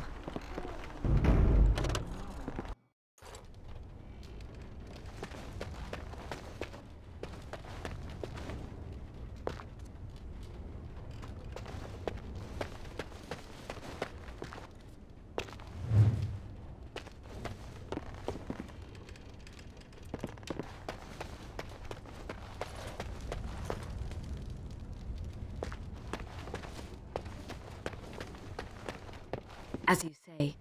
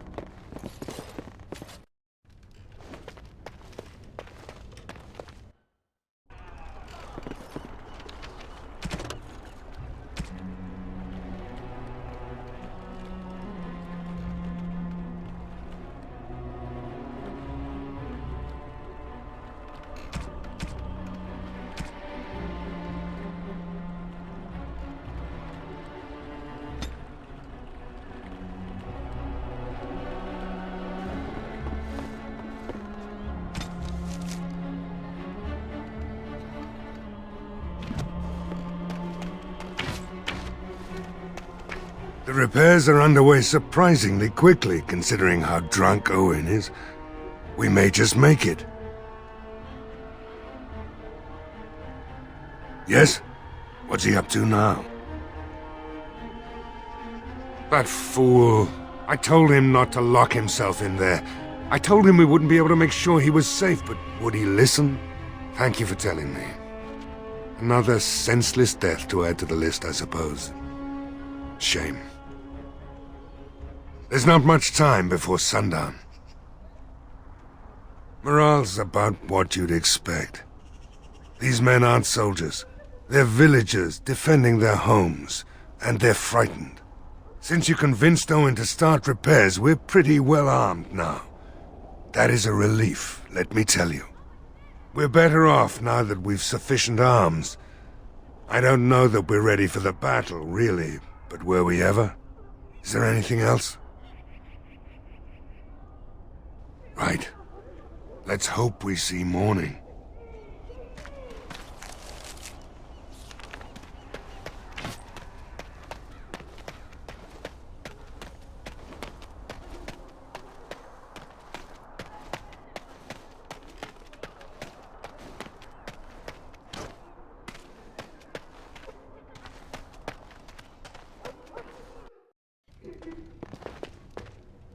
Another doomed soul come to drown their sorrows here, I see. If you came here for a drink, you'll have to talk to Lloyd. He's got a vice grip on the spigots. I'm just here to keep the boys from mutiny. Not much. He's very quiet. Says his name's Beric and he's here to meet his brother, but I think he's lying. He's a bit creepy. What business? Without the castle soldiers, the only customers we have are local. And they're all in the militia with no money to spend. The few with any money are here, but it's not enough to justify working. Lloyd's a greasy pig. And if I didn't need this job so badly, he gropes me and pays me next to nothing. But I suppose it could be worse. Not like I've got many options. And go where? With no money and no prospects, I just end up somewhere else working for someone worse. You mean after the fighting's over? I'd really like that. What would I have to do in return? That's very kind of you. I don't know what to say.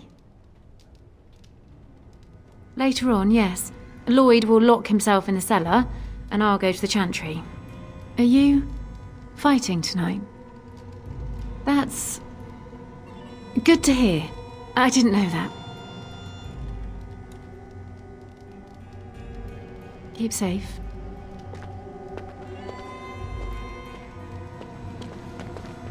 Hello there, friend. Can't say we've ever met before. Stranger to the village, I take it. Haven't had many travellers lately. All this nonsense is bad for business. Bet you regret coming, yes? Oh, you know, evil creatures, impending doom, civil war. and the Earl's dead in the castle. Makes you thirsty, don't it? So, what'll it be?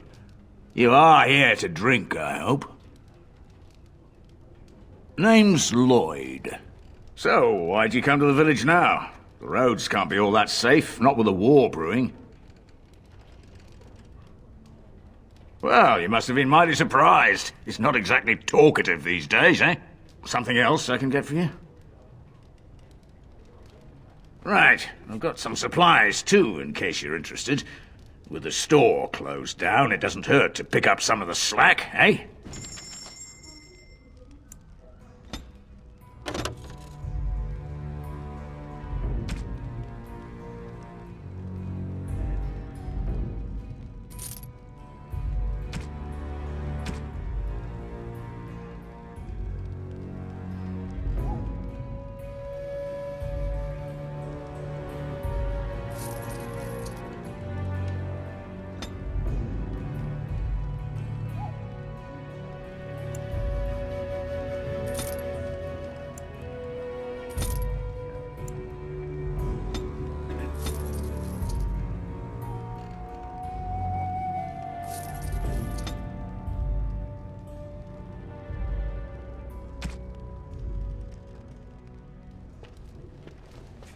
Hey, what can Lloyd get you? Fine. Make them quick. Why? When them creatures attack, I lock myself in the cellar. Just batten the hatches and wait it out. What's the point in getting myself killed with all the rest of them? If that makes me a coward, then I'm a coward. You're not gonna murder me in my own tavern. I'll take my chances.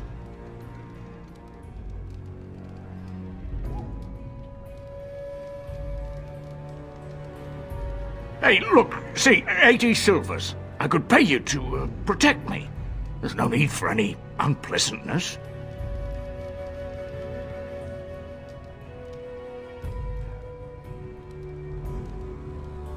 But I... Oh, all right. I approve. All who are able should fight. But all of this better be here when I get back. I don't want the place drunk out from under me. Blasted bloody...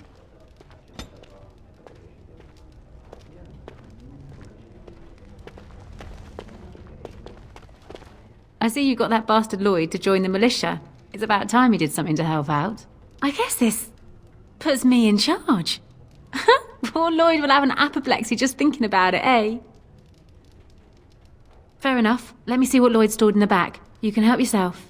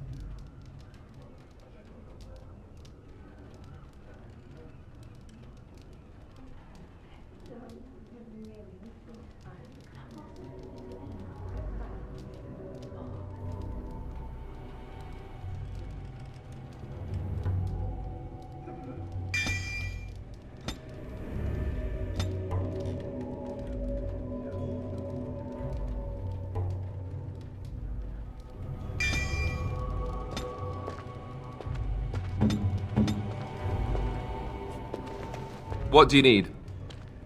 Ask away.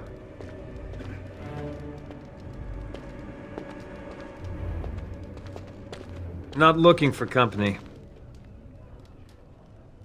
What? How did you know that?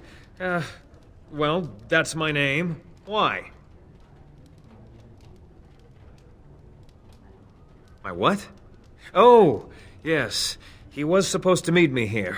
And then I got stuck here when monsters from the castle attacked.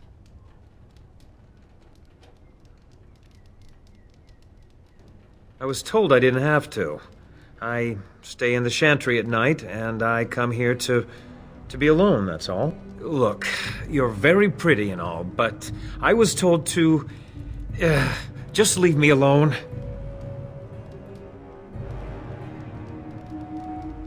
Nothing! Nobody told me to do anything. Just because you're a Grey Warden doesn't mean you can go around threatening people.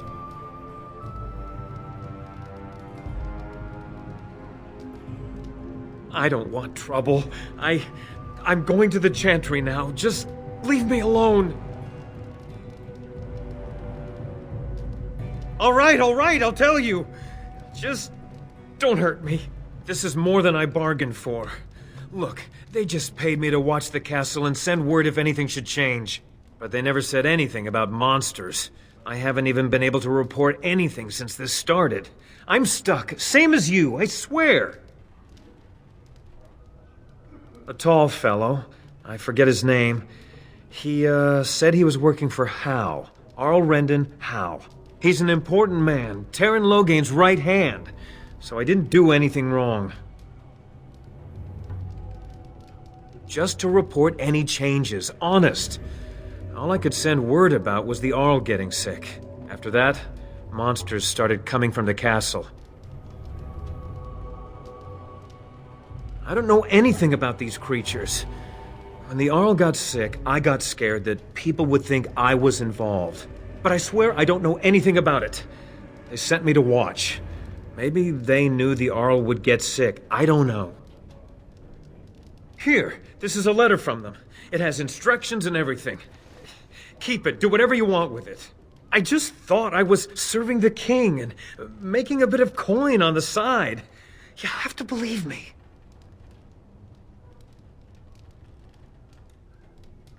Fitting. Oh, all right. I'll do it. Thank you for your mercy. I won't forget it.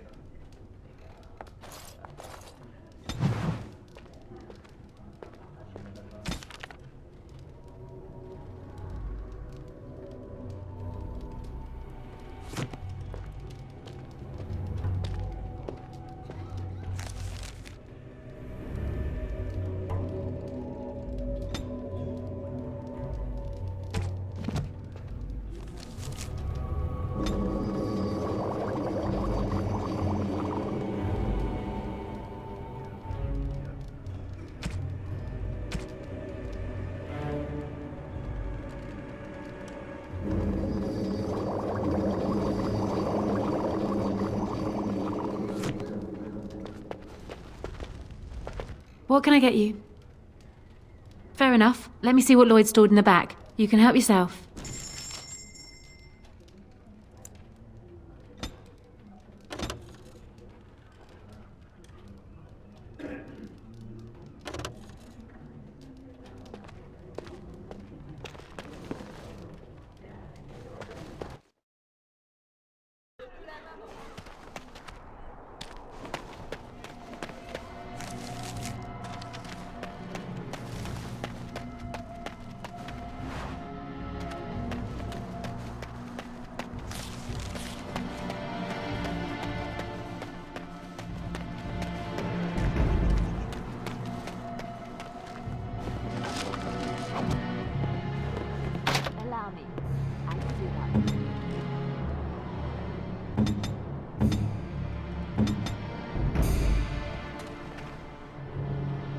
What now?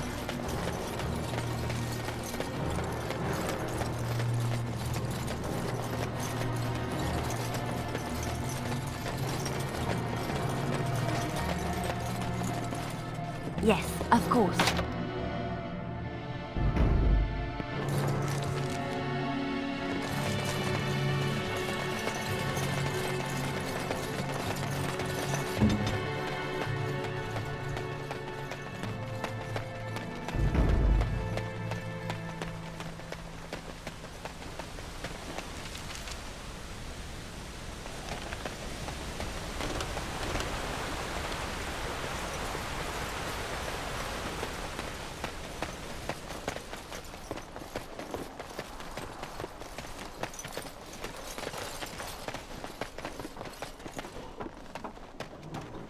The Knights of Redcliffe are ready to fight at your disposal. Have you spoken to the revered mother? Has she offered anything? I see. Then I suppose we must simply rely on our own prayers. The Maker will not help us. Thank you for your efforts. We shall fight on, nevertheless. When the Isle fell sick, we were at a loss. Nothing worked to cure him, and he just kept getting worse. Finally, our lesser Isolde came up with a plan. The Urn of Sacred Ashes is a legendary artifact said to hold great healing powers. If found, it might save him. They say the followers of Andraste smuggled her ashes out of Tevinter and hid them in Ferelden. The urn's never been heard of since. We knights volunteered to seek it out. Few of us have returned. Many are still out there, unaware of what is happening here. As you wish. Although we are far better equipped than Murdoch and his villagers, we knights are too few. Things will be grim after sundown.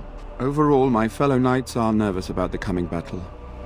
Death is almost certain, but we will fight and die valiantly if that's what the Maker demands. No, nothing comes to mind. If you have not spoken to the Mayor, Murdoch, you should. His militia is far more in need of aid than we are. As you wish, Grey Warden. Maker watch over you.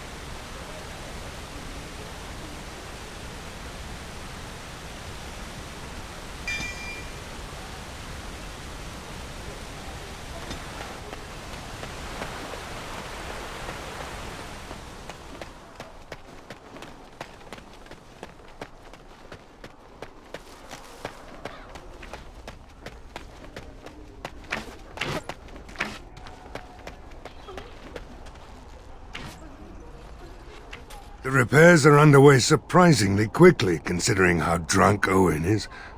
We may just make it. Morale's about what you'd expect. These men aren't soldiers. They're villagers defending their homes, and they're frightened. Since you convinced Owen to start repairs, we're pretty well armed now. That is a relief, let me tell you. We're better off now that we've sufficient arms. I don't know that we're ready for the battle, really, but were we ever? Is there anything else? Right. Let's hope we see morning.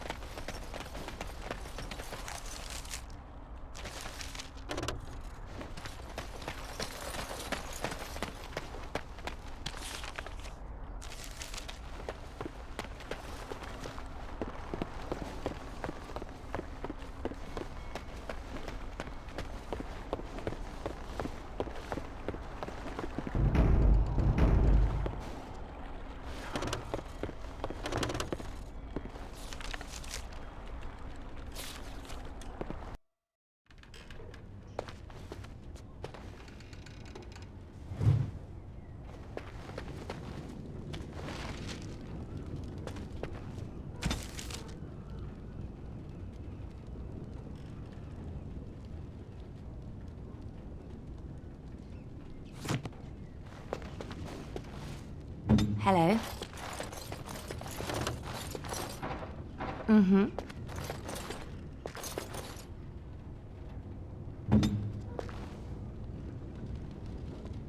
Very well.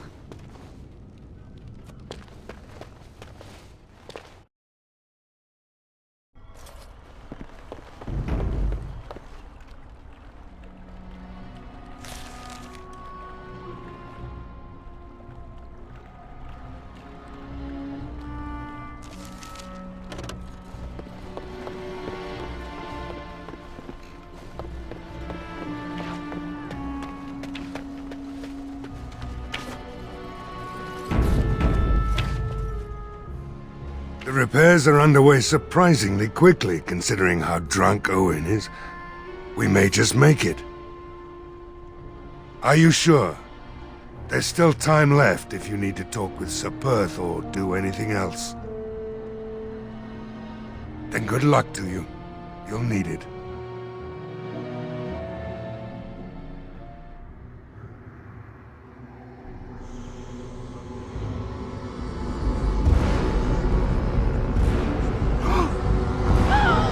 They're coming! Get to your positions! Make ready!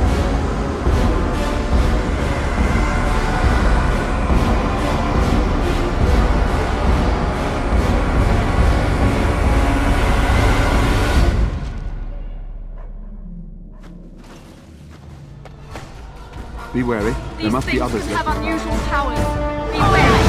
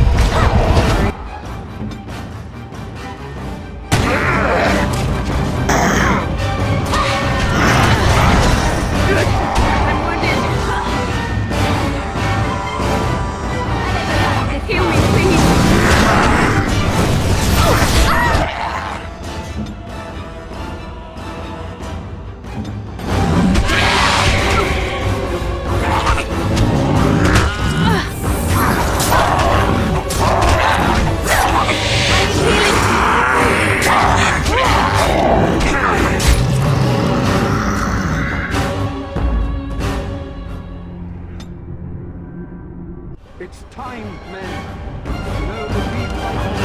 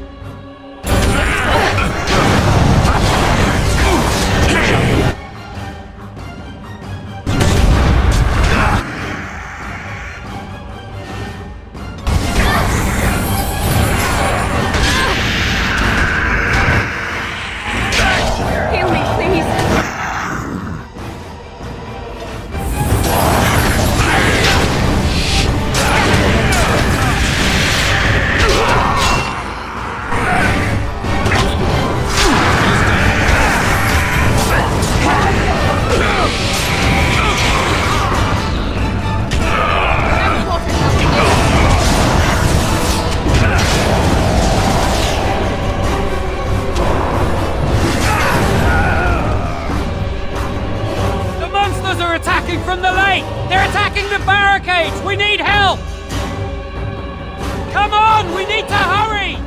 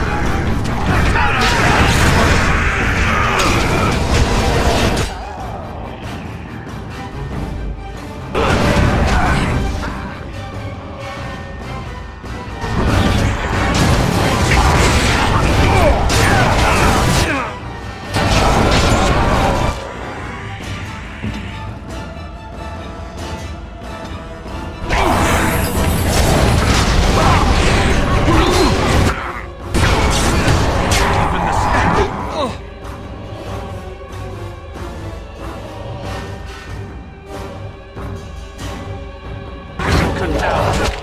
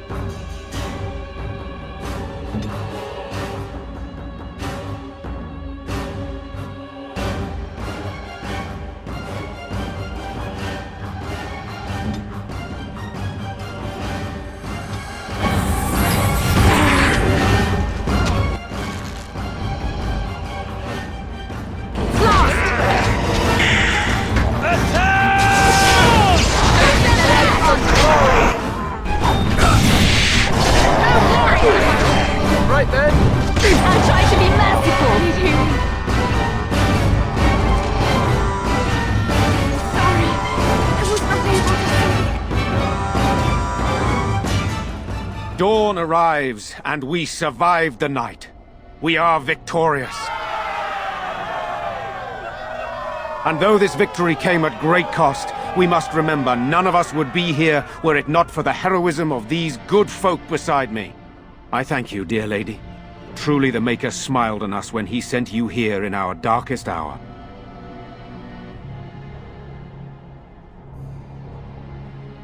Surely these people deserve some small celebration, don't you think? There is time yet.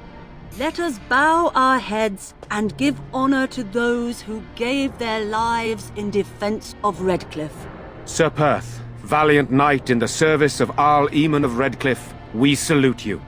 Murdoch of Redcliffe, mayor and beloved father, we salute you. You and so many others who have perished here, walk with he who is your maker. Long may you know the peace of his love. With the Maker's favor, the blow we delivered today is enough for me to enter the castle and seek out your Arl. Be wary and watch for signs of renewed attack. We shall return with news as soon as we are able. Now we've no time to waste. Meet me at the mill. We can talk further there.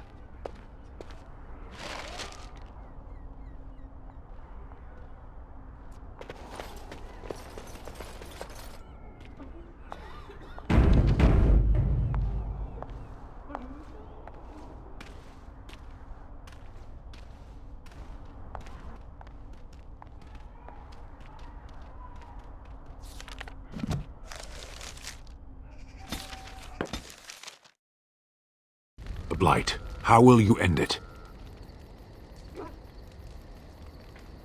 Is that all? It is surrounded by an ocean of darkspawn. How will you reach it? If you reach it, how will you slay it? You say you are a Grey Warden. I have heard stories of this order. Great strategists and peerless warriors. That is what we hear of the Wardens. So far, I am not impressed.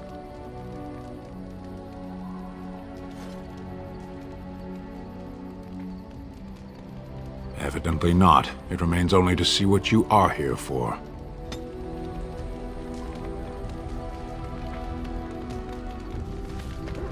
What do you need? Ask away. Such as they are. About the Grey Wardens, anyhow. Fair enough. What do you need?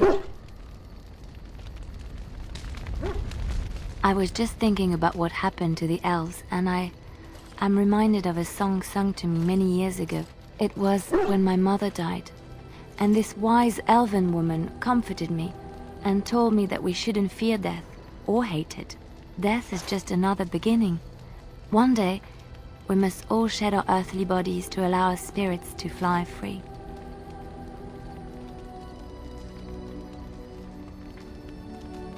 It's a beautiful sentiment, I think. One that brings peace and hope to the grieving.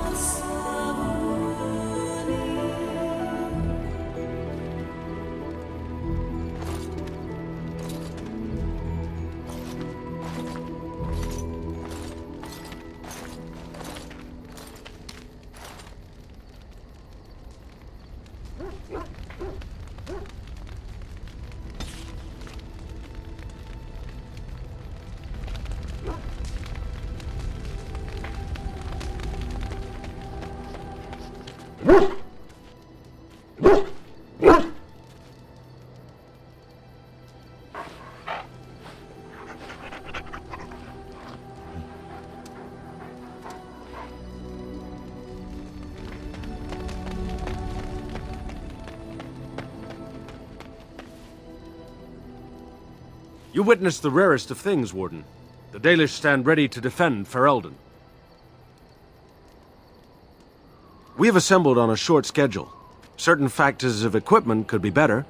Crafting components would serve best. Basic ones like elf root and deep mushroom.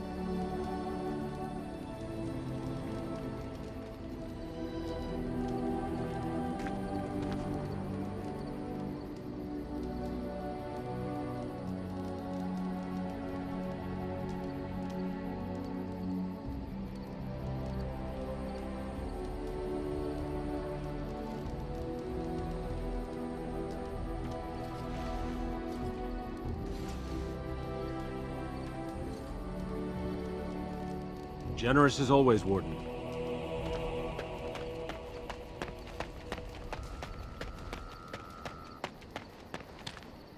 Enchantment? If there's anything I can do for you, please tell me. The Darkspawn have attacked Lothering. I don't think everyone even had fled by the time they came either.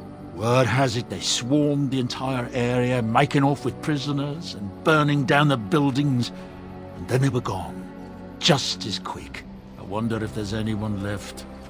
I heard some chanters were going to head down south, maybe to try to find some survivors.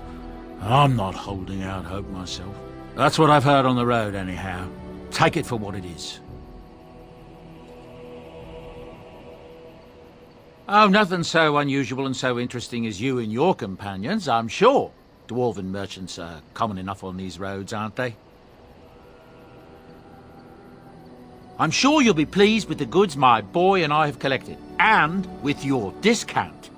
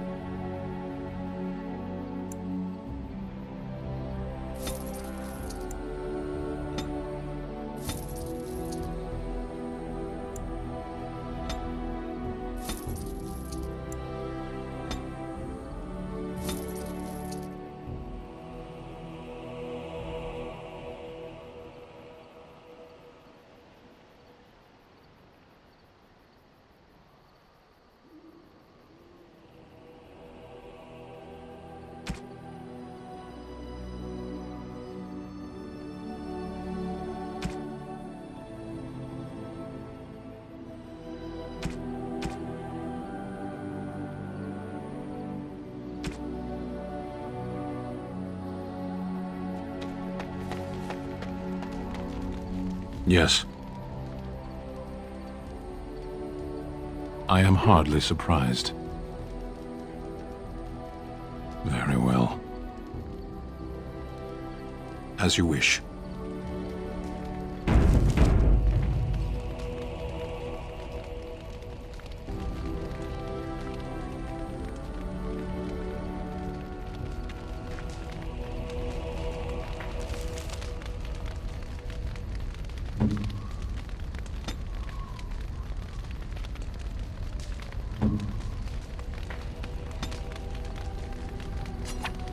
Unexpected, thank you. Unexpected, thank you. You have my thanks.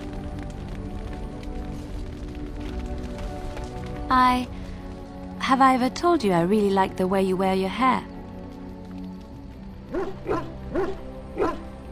It's very nice and it suits you. Simple. Not like the elaborate hairstyles we wore in Orlais. They involved flowers, ribbons, jewels. 1 year, feathers were all the rage, and Lady Elise decided she needed to outdo everyone else, and actually wore live songbirds in her voluminous hair. The chirping was quite charming for a while, but you must realize, terrified little birdies often have loose bowels.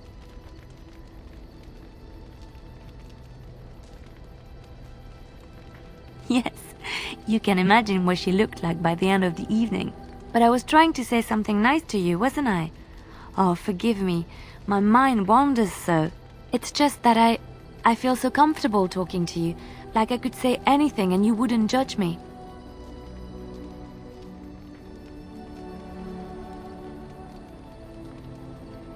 You see?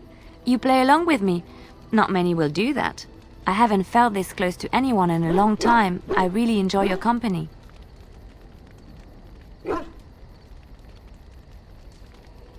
Thank you. I am honored that you feel that way.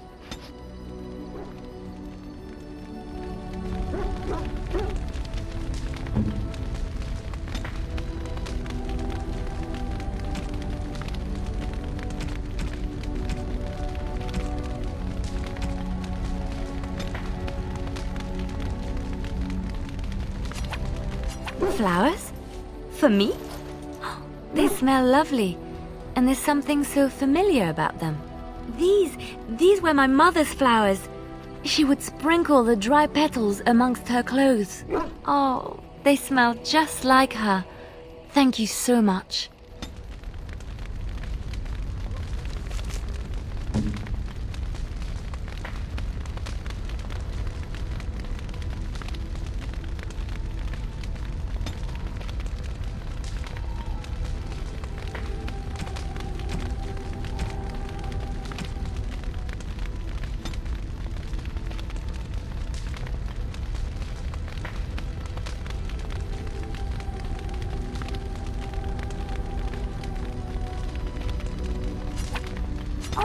How dear of you. Thank you so much.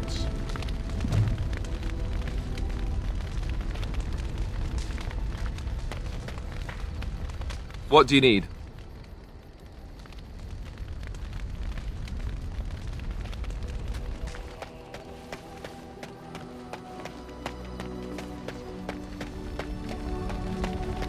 What do you wish of me? If you must.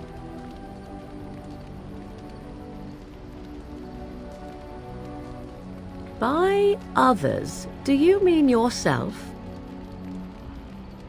Then I shall teach you what I can whenever we are in camp, provided you have the will to even make the attempt, that is.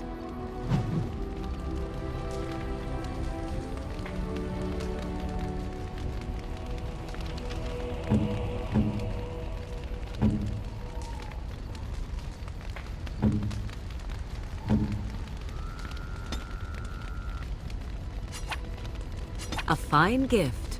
You have my thanks.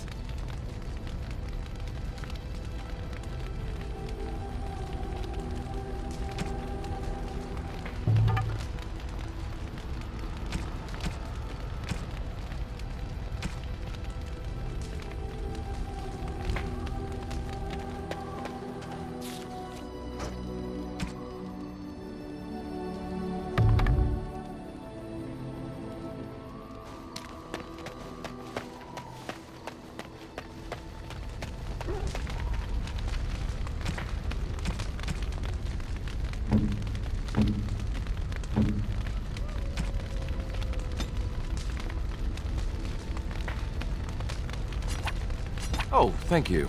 That's very nice. Oh, thank you. That's very nice. Oh, thank you. That's...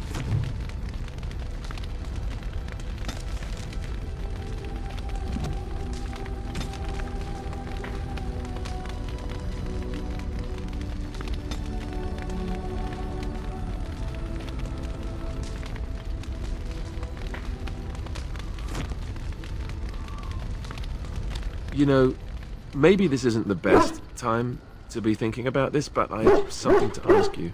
Chances are we'll be heading to Denerim soon.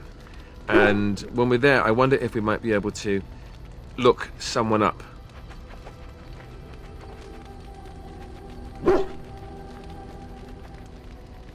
No, I know that. That's not what I'm talking about. The thing is, I have a sister, a half-sister. I told you about my mother, right? She was a servant at Redcliffe Castle and she had a daughter. Only, I never knew about her. I don't think she knew about me either. They kept my birth a secret, after all. But, after I became a Grey Warden, I did some checking and... well, I found out she's still alive. In Denerim.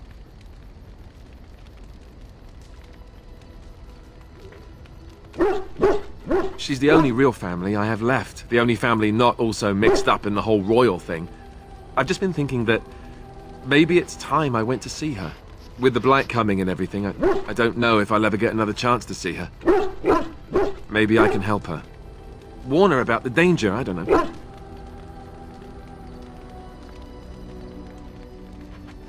I'm not sure. I don't know anything about her except her name and where she lives. Her name is Goldana. And I think she remarried, but still lives just outside the alienage. If we're in the area, then, well, it's worth a look.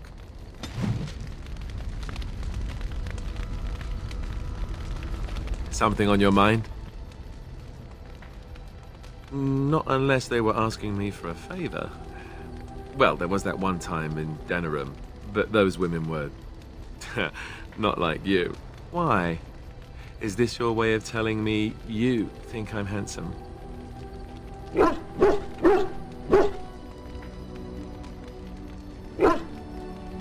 Oh, nothing much. I just get to grin a bit and look foolish for a while.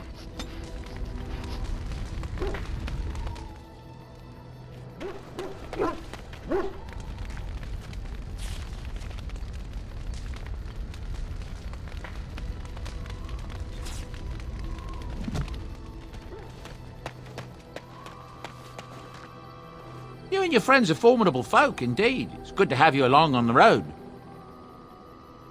I'm sure you'll be pleased with the goods my boy and I have collected, and with your discount.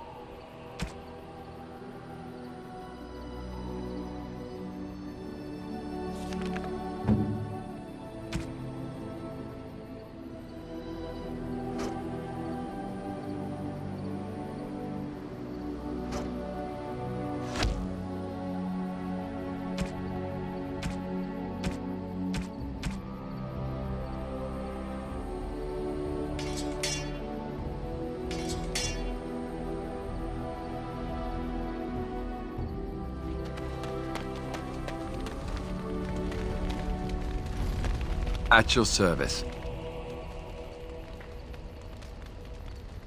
Well, we're in camp. Now's as good a time as any to talk, right?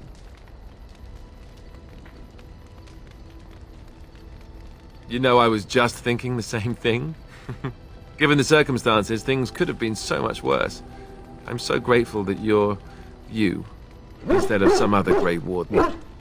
That sounded better in my head. I just mean to say that I can't imagine having done this without you.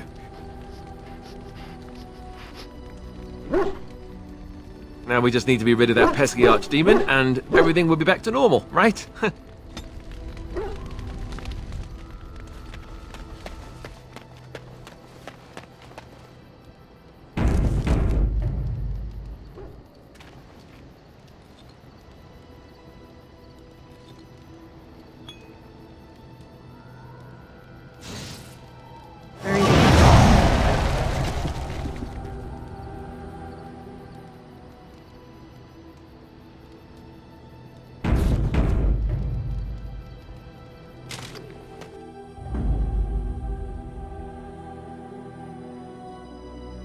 Yes. Yes. Indeed.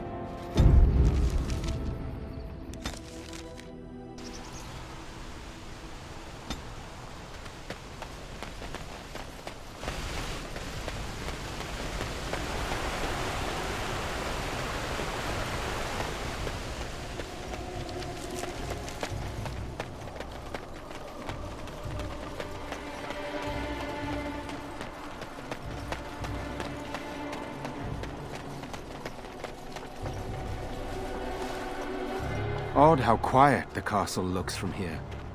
You would think there was nobody inside at all. But I shouldn't delay things further. I had a plan. To enter the castle after the village was secure. There is a secret passage here, in the mill, accessible only to my family. I had no idea what lurked in the castle, and I couldn't abandon the people of the village. What if... Maker's breath. Tigan, thank the Maker you yet live. Isolde, you're alive. How did you... What has happened? I do not have much time to explain. I slipped away from the castle as soon as I saw the battle was over, and I must return quickly. And I need you to return with me, Tigan. Alone. What? Who is this woman, Tigan? You remember me, Lady Isolde, don't you? Alistair. Of all the... Why are you here? They are Grey Wardens, Isolde. I owe them my life. Pardon me, I would exchange pleasantries, but... Considering the circumstances... Please, Lady Isolde, we had no idea anyone was even alive within the castle. We must have some answers. I know you need more of an explanation, but I don't know what is safe to tell. Tigan, there is a terrible evil within the castle. The dead waken and haunt the living. The maid responsible was caught, but still it continues. And I think Connor is going mad. We have survived, but he won't flee the castle. He has seen so much death. You must help him, Tigan. You are his uncle. You could reason with him. I do not know what else to do.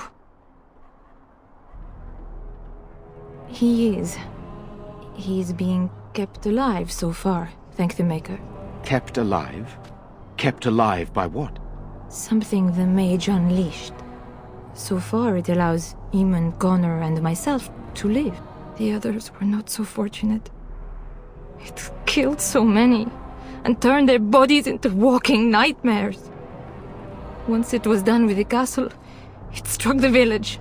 It wants us to live, but I do not know why.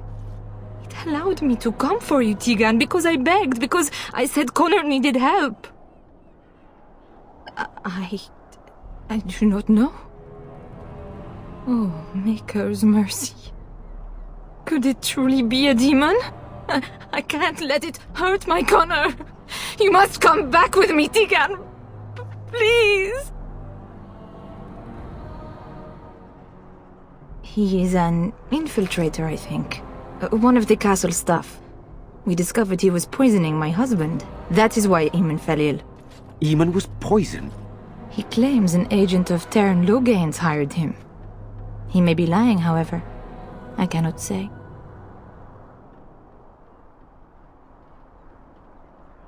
I beg your pardon? That's a rather impertinent accusation. An evil I cannot fathom holds my son and husband hostage. I came for help. What more do you want from me? Tegan, I do not have much time. What if it thinks I'm betraying it? It could kill Connor. Please come back with me. Must I beg? For Connor's sake. I promised I would return quickly and only with Tegan. Tegan, I know you could order your men to follow me when I return to the castle. I beg you not to. For Connor's sake. The king is dead, and we need my brother now more than ever. I will return to the castle with you, Isolde. Thank the Maker. Bless you, Tegan. Bless you. I cannot let Isolde return alone. Perhaps I can help Connor or Eamon. Perhaps this is really a trap, but this is my family. I must try. I have no illusions of dealing with this evil alone. You, on the other hand, have proven quite formidable. Isolde, can you excuse us for a moment? We must confer in private before I return to the castle with you. Please do not take too long. I will be by the bridge.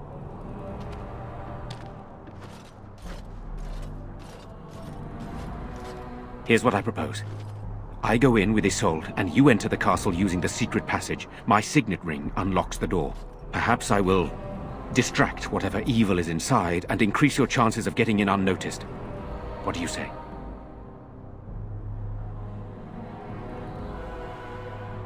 What choice do either of us have? If your business with Eamon is important, you're going to have to go inside to find him. He's right. Without Arl Eamon, we'll never get the support we need. I don't think we can afford to strip any of the few defenders the village has left, just in case. Here is my signet ring. It will open the lock on the door in the mill. Whatever you do, Eamon is the priority here. If you have to, just get him out of there. Isolde, me, and anyone else, we are expendable.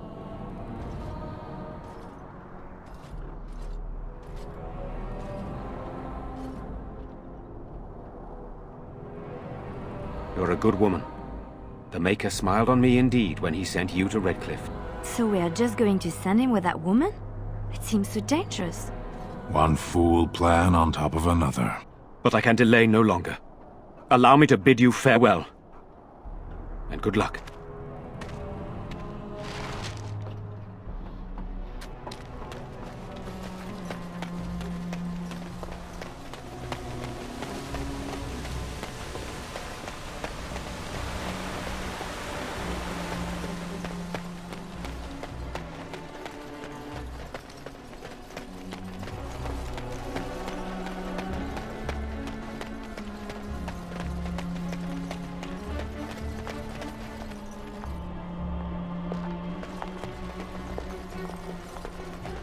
As I live and breathe, you're the Grey Warden everyone's been talking about.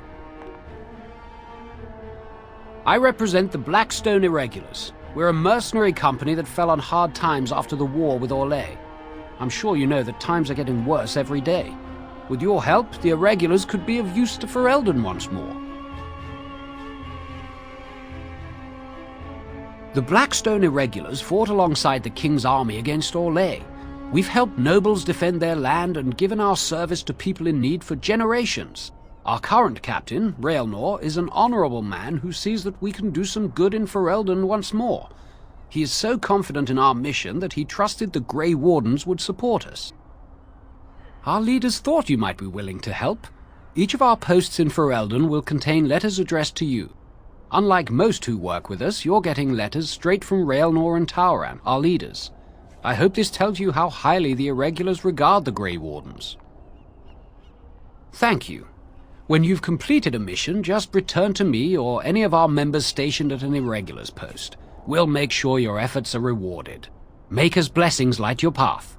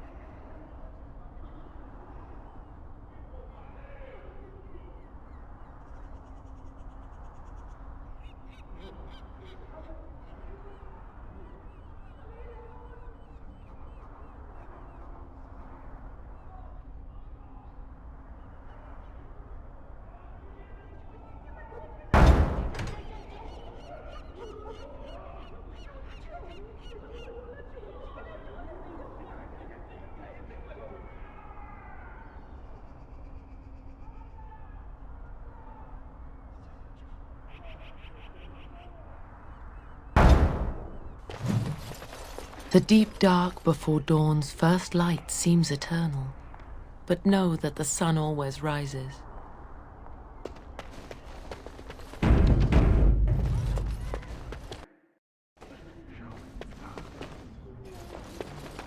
These are terrible times.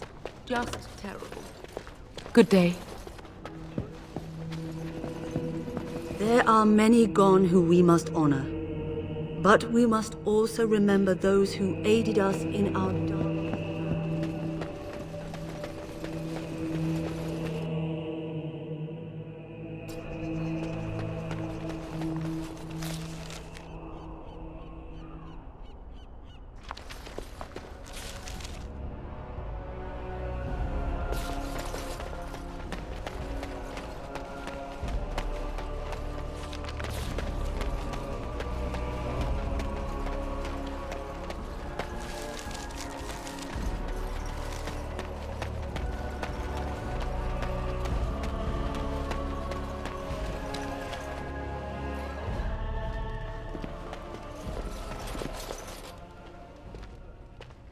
I admit, for a while, I didn't think either of us would survive. It's good to see you did.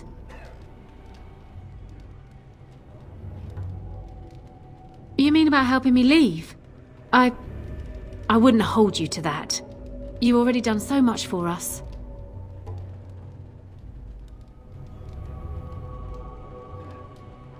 What do you have in mind?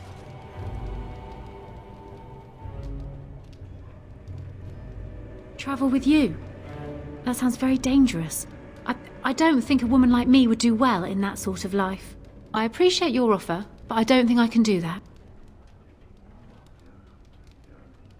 That's kind of you to offer, but I'd probably just end up broke somewhere else. That's sweet of you then, but I'll stay here if it's all the same. Anything I can get you? Fair enough. Let me see what Lloyd stored in the back. You can help yourself.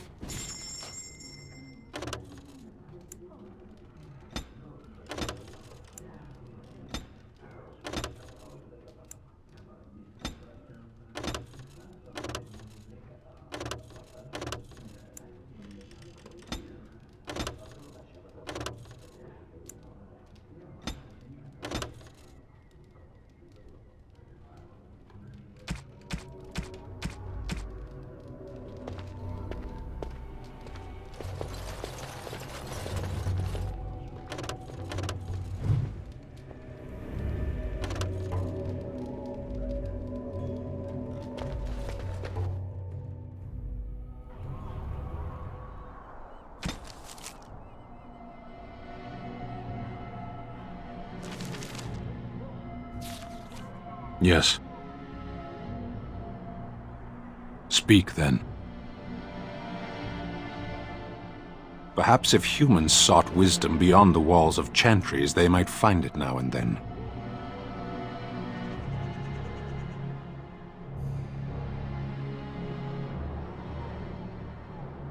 I know.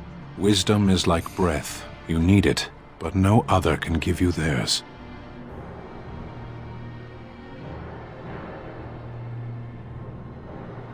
It's everywhere. In every moment of eternity there is a chance to find it. You have only to reach for it. There is little point in pursuing this. We should move on. Very well. Then someone should release it into the wild. It is in danger of dying out.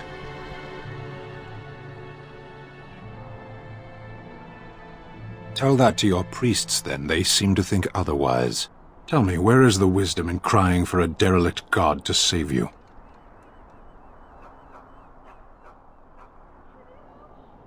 My people have a tale. A great Ashkari during his travels came upon a village in the desert. There he found the houses crumbling, the earth so dry and dead that the people tied themselves to each other for fear a strong wind would carry the ground out from under their feet. Nothing grew there except the bitter memory of gardens. The Ashkari stopped the first man he saw and asked what happened here. Drought came, and the world changed from prosperity to ruin, the man told him. Change it back, the Ashkari replied. The villager became angry then, believing the Ashkari mocked him, for no one could simply change the world on a whim. To which the Ashkari answered, "Then change yourself. You make your own world."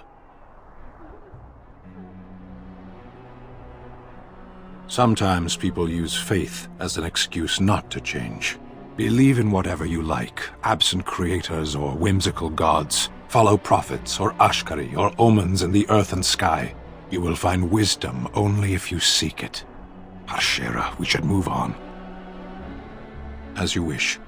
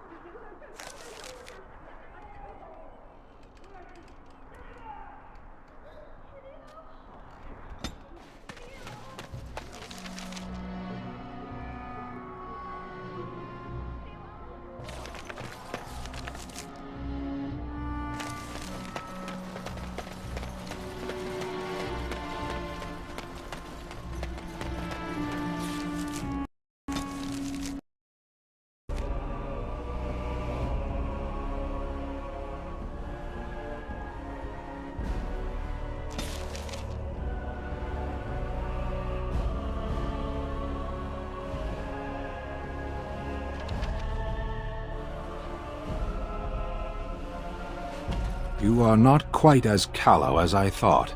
That is unexpected. You're welcome. I caged myself. A weak mind is a deadly foe, as you are no doubt aware.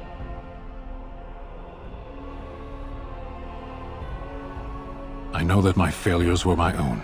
I told you before that I was sent here. I was not sent alone.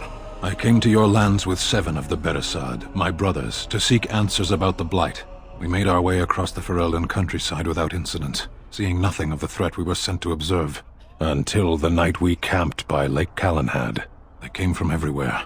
The earth beneath our feet, the air above us. Our own shadows harbored the Darkspawn. I saw the last of the creatures cut down, too late. I fell. I heard the stories of Ostagar. Your kith stood their ground when others fled. No one can do more than that.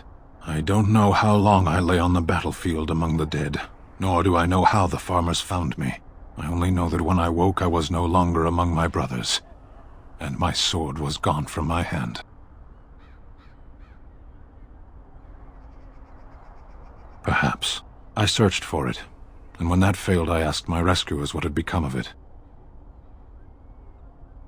They said they found me with nothing. I did. I knew they didn't have the blade. They had no reason to lie to me. I panicked. Unthinking, I struck them down.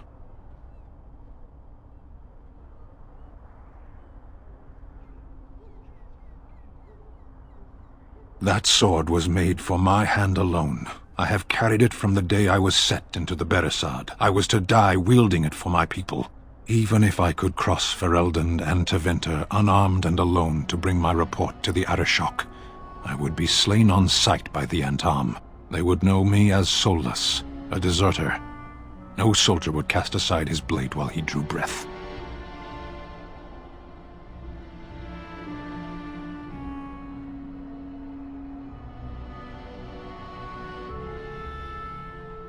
We know who we are, and what we are meant to be. Near Lake Calenhad. Perhaps those words are empty, but thank you all the same.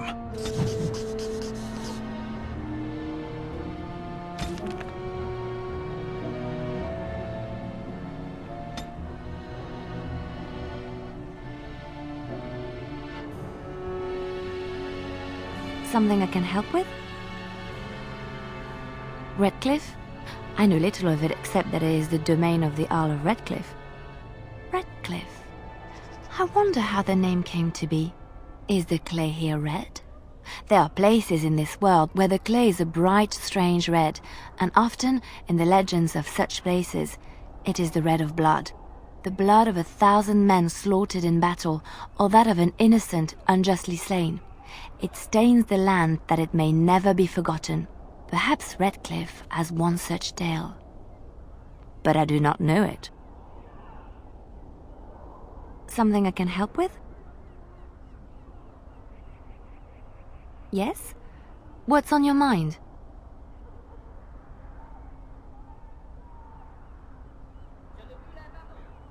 Where did you hear this? And did you not think that this could be historical fact and no longer true? Not all minstrels are spies.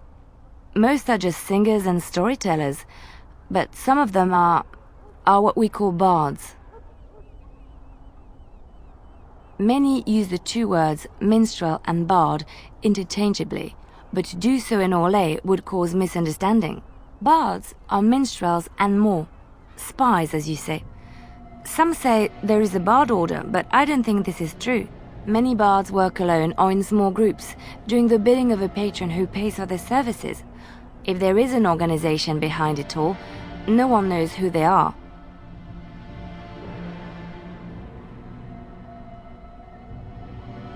The Empress must have her own bards at her disposal, I suppose, but many are more self-serving.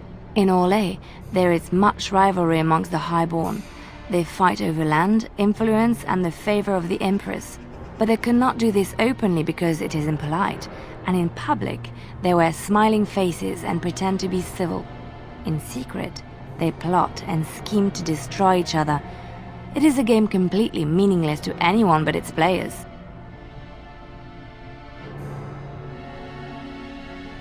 I have revealed too much, it seems.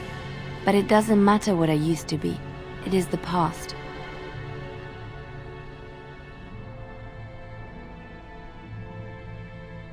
My skills served me well, but the day finally came when I decided to just put them aside.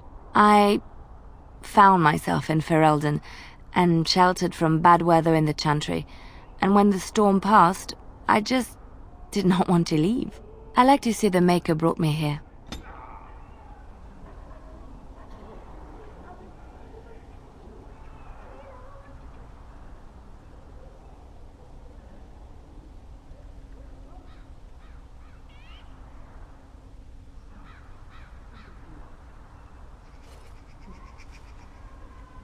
At your service. Well, we're not exactly alone. What did you have in mind? Fair enough. Off we go then.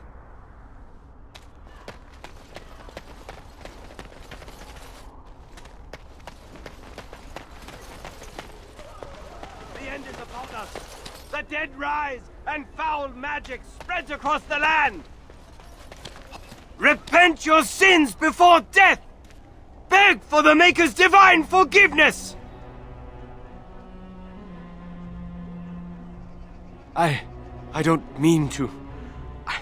I just need to tell everyone. They need to know. They need to repent before it's too late. I was too late for my wife. She died so horribly.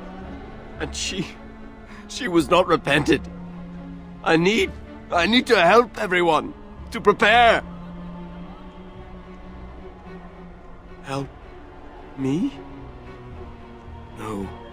I am beyond help. Just as you are beyond help. Just as everyone is beyond help. Unless they repent. For the end is upon us. Horror awaits those who perish outside of the Maker's forgiveness. Repent your sins before death. Beg for the Maker's divine forgiveness. I have repented. Oh, Maker! Forgive me my sins! Forgive my fellow brothers and sisters! Look upon us with kindness as we are swallowed by the darkness! You're right! The soldiers need to hear this! The ones fighting against the king! They must beg for forgiveness! They must repent! I will go and tell them! I will tell them salvation is possible!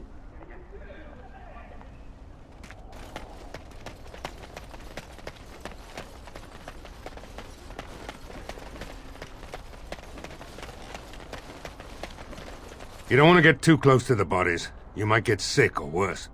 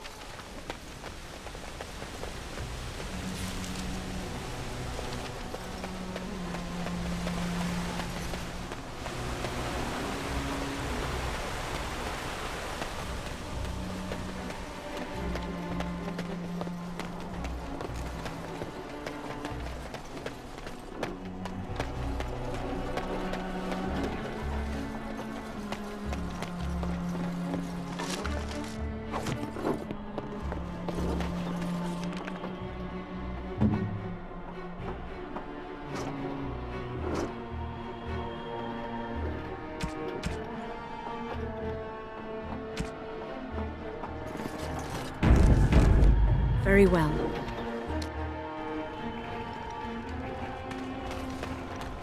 It is begun.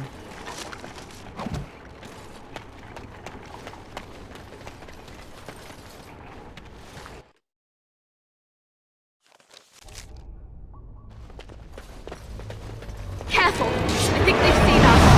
Let's be wary. Miss! Trouble! You should give them the advantage. Take a preserve.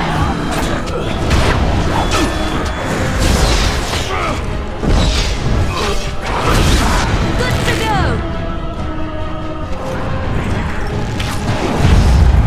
Quickly! We must fight!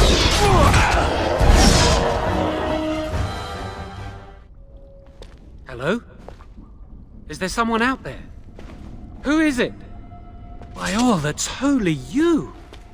I can't believe it! Maker's breath, how did you get here? I never thought I'd see you again, of all people. You've spoken with her. Then, you know I poisoned Al-Eamon. For all I know, he's already dead. Please, I know how it seems. Poisoning the Arl was a terrible thing. But I'm not behind everything else happening here, I swear! Before I say anything else, I need to ask you a question. You can do whatever you feel you need to afterward, but I need to know. What became of Lily? They didn't hurt her, did they? The thought that she might have paid for my crime. You're right, I should have. But please, just tell me if she's all right.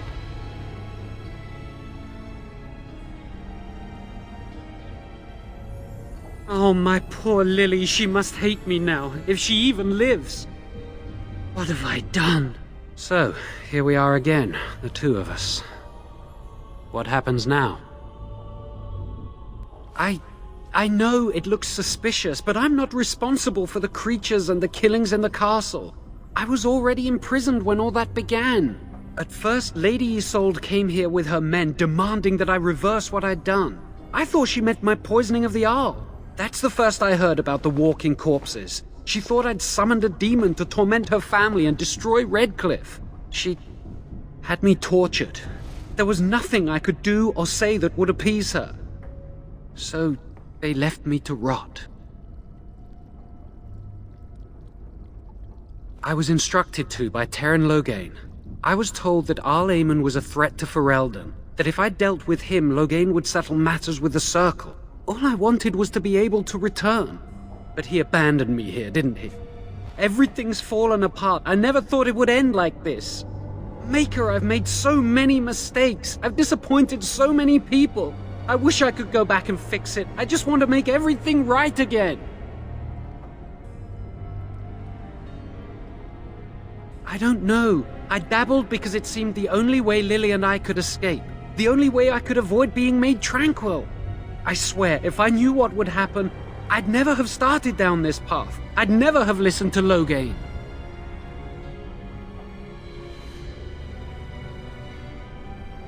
Connor had started to show signs. Lady Isolde was terrified the Circle of Magi would take him away for training. Connor? A mage? I can't believe it.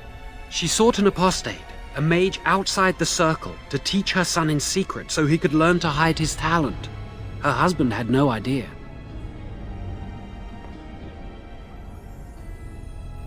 Because he would be taken away forever. A mage cannot inherit a title, even the son of a powerful Arl. She's also a pious woman. Her son having magic was humiliating. I thought that too. Connor has little knowledge of magic, but he may have done something to tear open the veil. With the veil to the Fade torn, spirits and demons could infiltrate the castle. Powerful ones could kill and create those walking corpses. No, she was adamant that he never find out. She said that he'd do the right thing, even if it meant losing their son, and that infuriated her. Son, but he's still very young. He can barely cast a minor spell, never mind something more powerful. At least not intentionally. Like I said, he may have torn the veil accidentally. If he's involved in this at all, I really don't know. The Arl's a decent man. I wondered how he could possibly be the threat Loghain said he was, but I did it anyway. I'm such a fool. I'm just sick of running away and hiding from what I've done. I'm going to try to fix it any way I can. We were friends once. I know I don't deserve to call you that after what I did. If it ever meant anything, please help me fix this.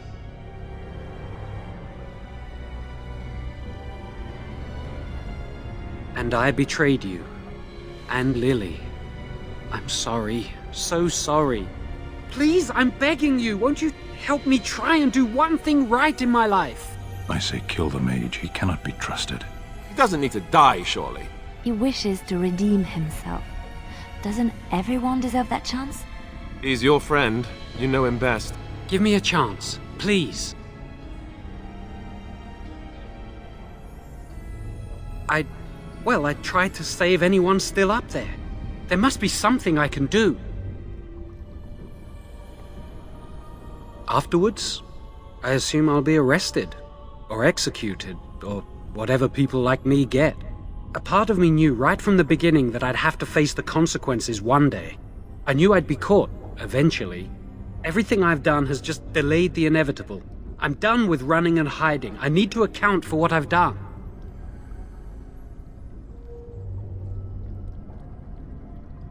I don't think it will redeem me, but that doesn't mean I shouldn't try.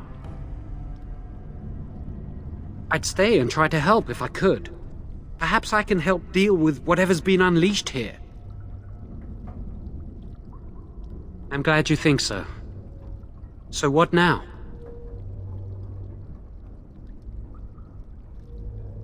You're letting me out? And what then?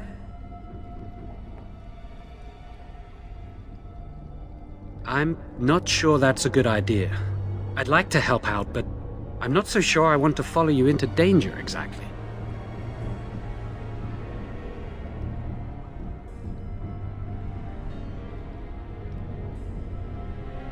No, I don't want to die. I guess you'll do what you have to, and so will I. Then I will wait. If you change your mind, I will be here.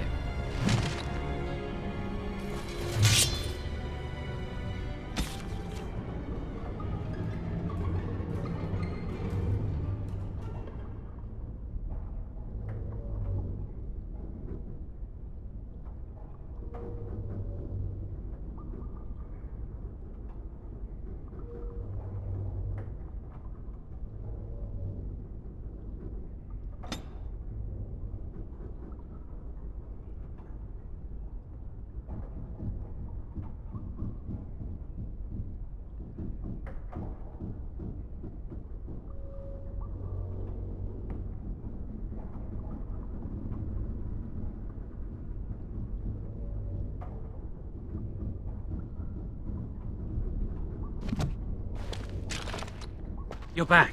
Have you found out what's going on yet? I see. What now, then?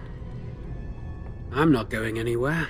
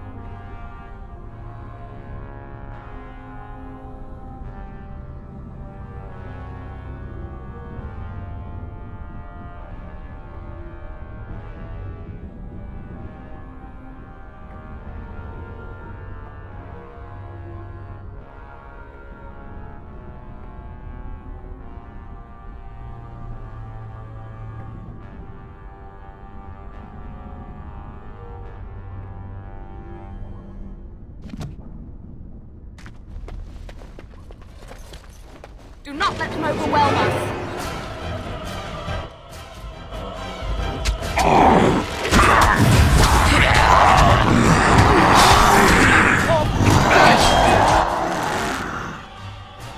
Away with you. Let's end this.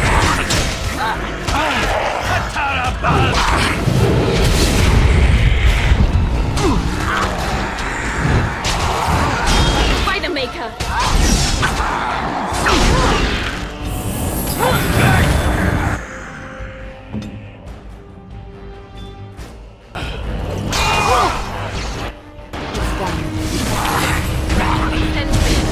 Make us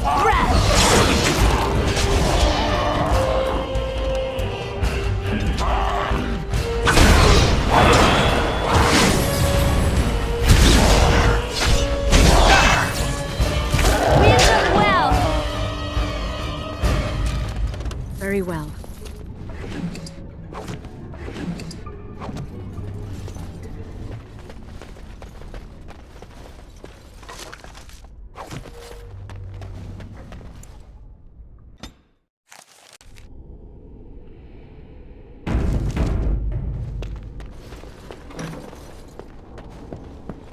Very well.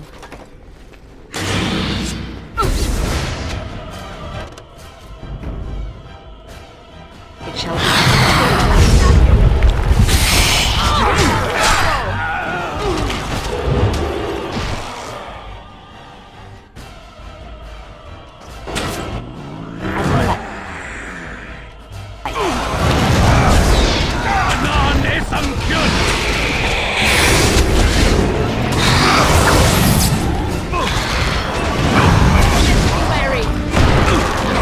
Be careful!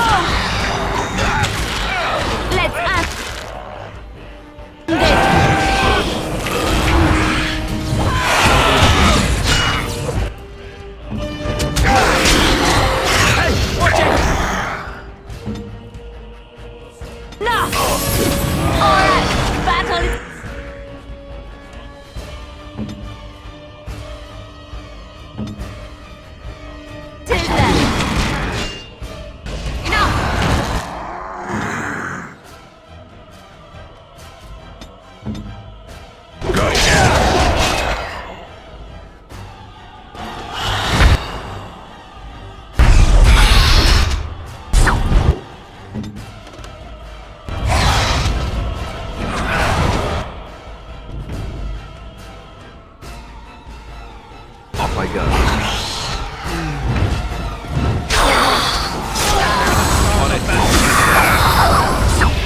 I'm going to...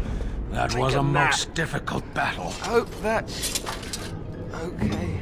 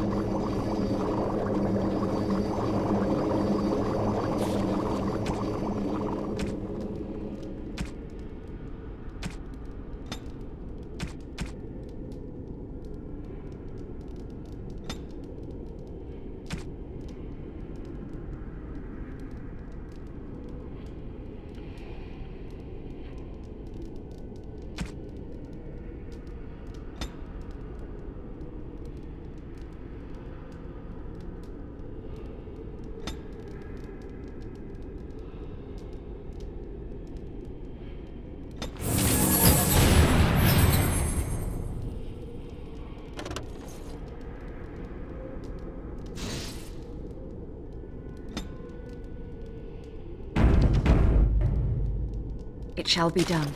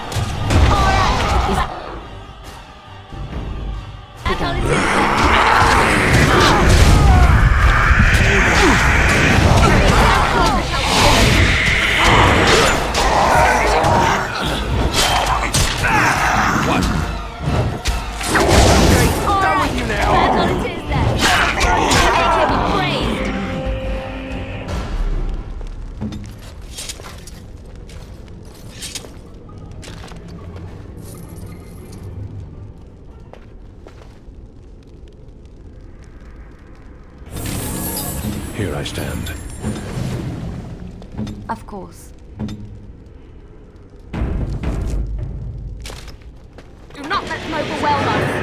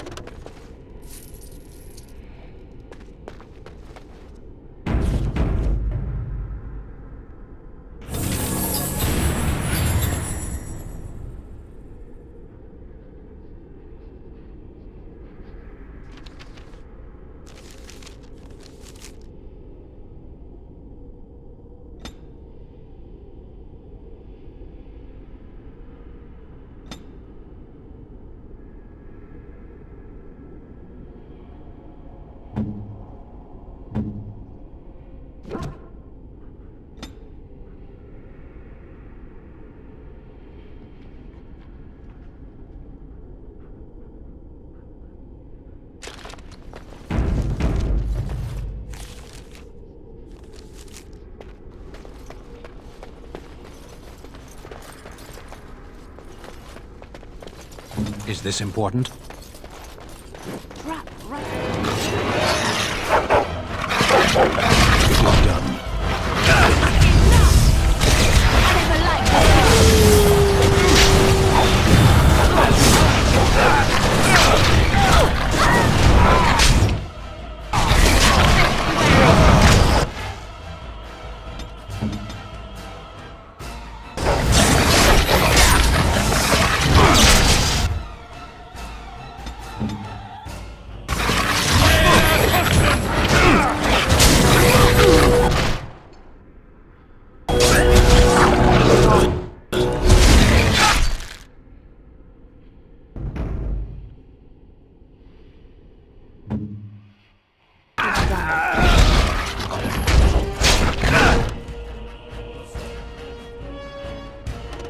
It shall be.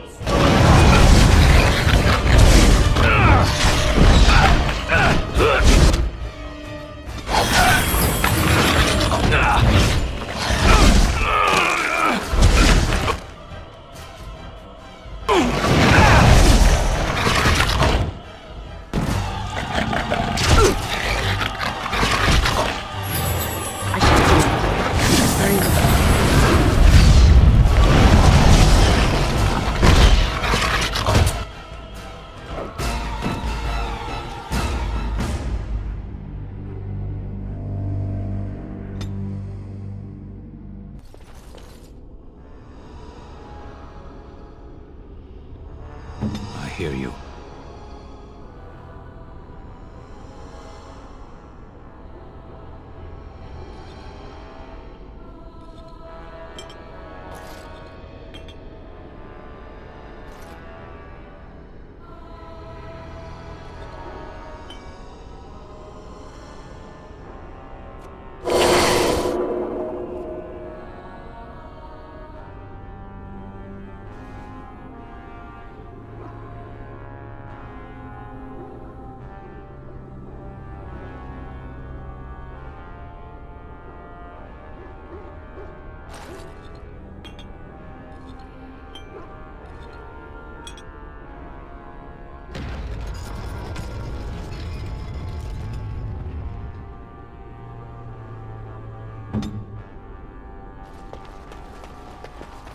I am here.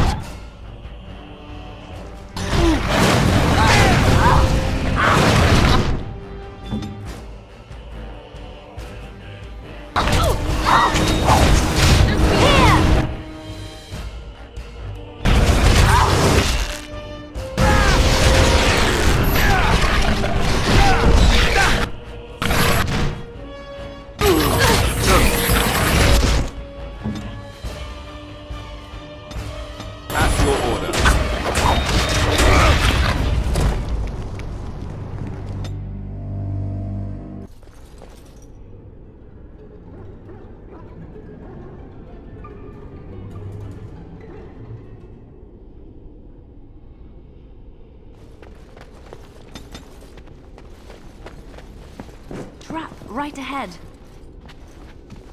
Do not let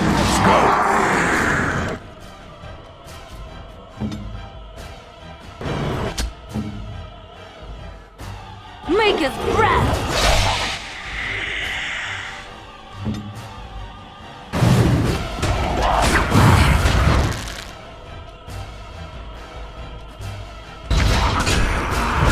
Now we do battle!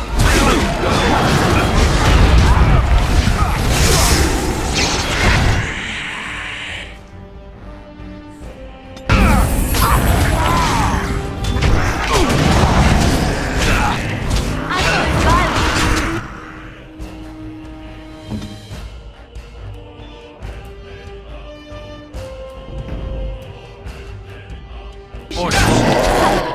I'm necessary. Send me. Very well. Make a preserver. We must fight.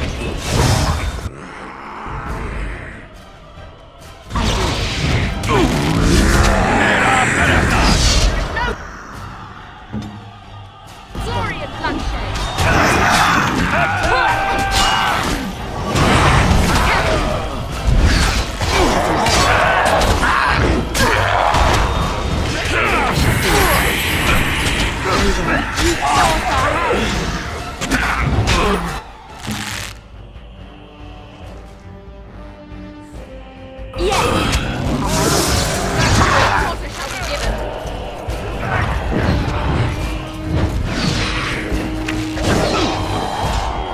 I am ready. I have silenced it. As you say, it shall be done.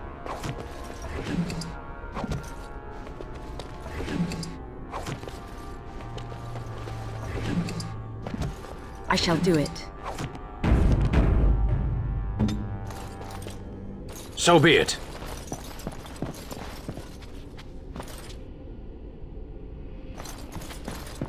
Here I am.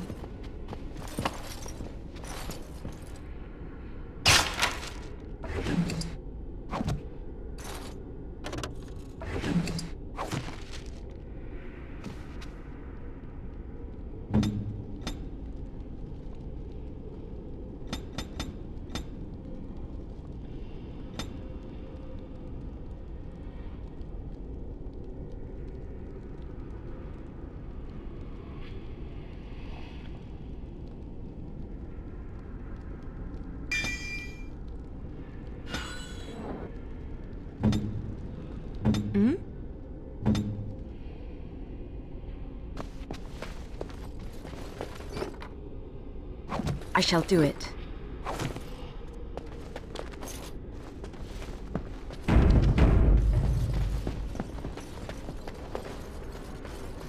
It shall be done.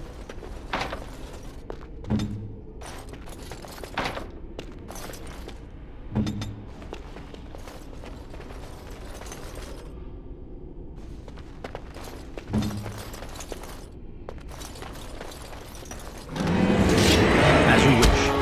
I go.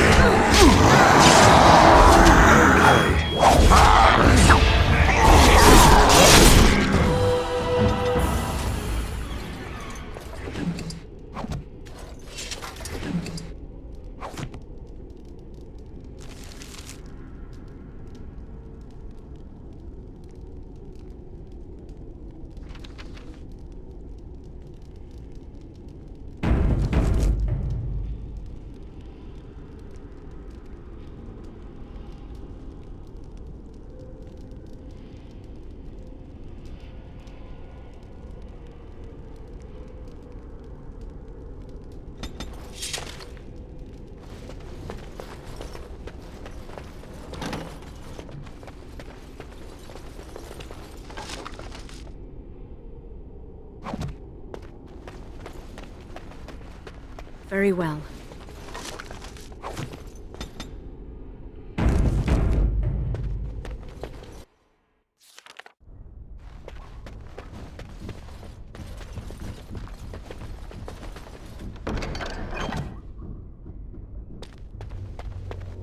Allow me. I could do that for you.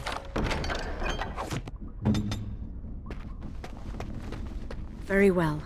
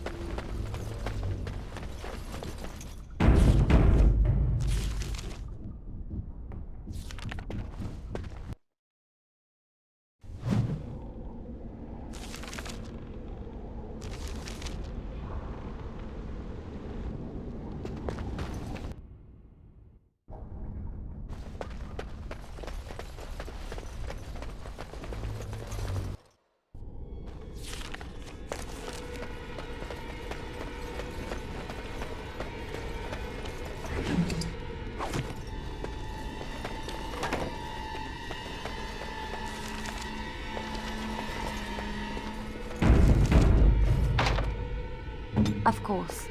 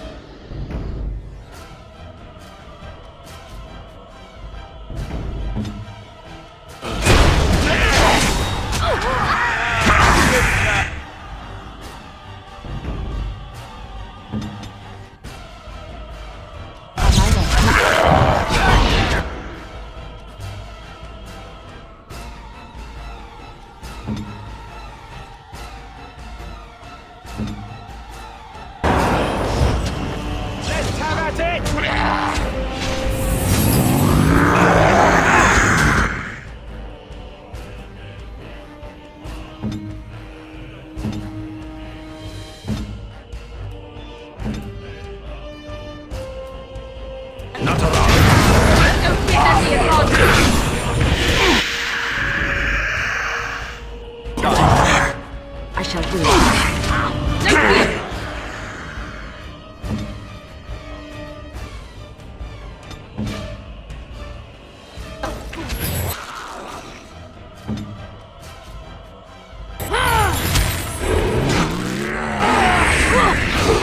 How you like it?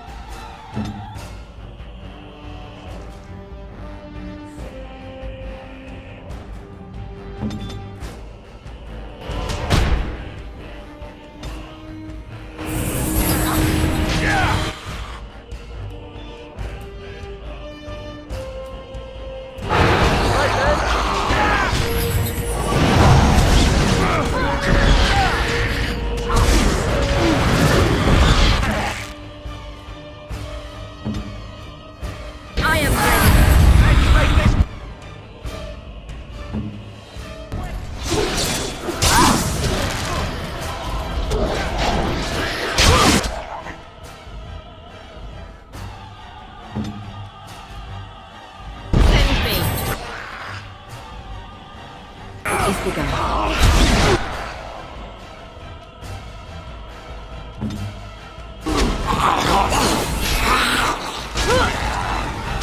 Here! It's done. No glory in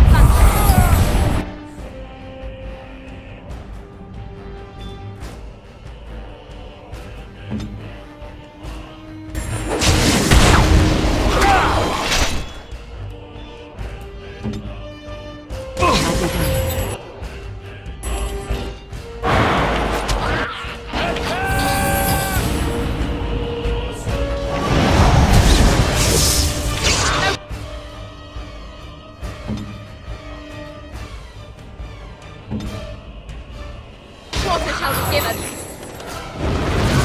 Careful! I shall do it. It shall be done.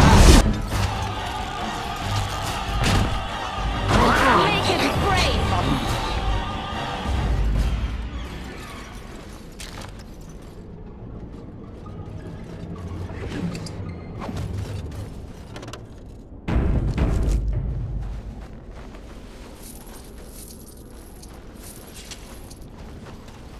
As you say.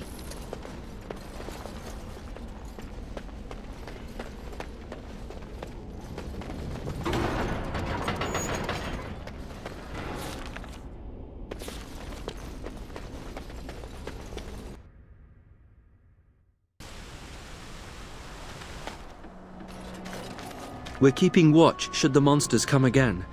I don't think they will, but we know.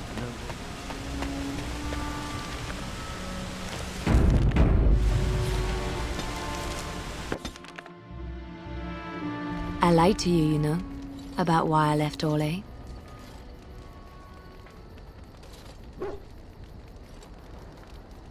In a way I did, but these feelings were triggered by events which I did not tell you about. I didn't feel like talking about it then, what happened to me. Maybe it will affect us, maybe not, but you should know. I came to Ferelden and the Chantry because I was being hunted in Orlais. I was framed, betrayed by someone I thought I knew and could trust. Marjolaine. She was my mentor and friend. She taught me the bardic arts, how to enchant with words and song, to carry myself like a highborn lady, to blend in as a servant. The skills I learned, I used to serve her, my bard master, because I loved her, and because I enjoyed what I did.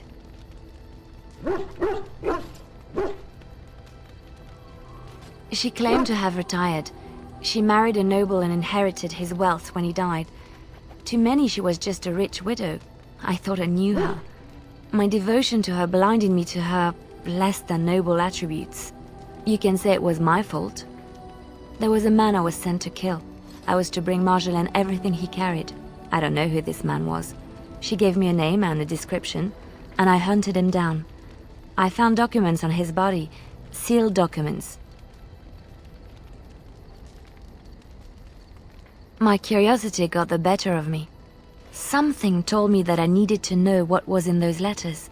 Marjolaine had been selling all kinds of information about Orlais to other countries, Nevarra and Antiva among others.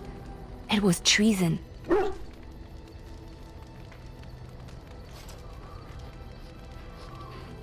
My life as bard taught me that my loyalties should be kept fluid. My concern was not that she was a traitor, but that her life would be in danger if she was caught. Orlais has been at war with so many countries. It takes a harsh view of such things, as I later discovered. To Marjolaine. No one else. I resealed them and gave them to her, as she had instructed. I should have left well alone, but I didn't. I had to tell Marjolaine I feared for her life. She brushed aside my concern. She admitted her guilt, but said it was in the past. That is why the documents had to be destroyed, she said. I believed her. I kept believing up till the moment they showed me the documents, altered by her hand, to make me look the traitor.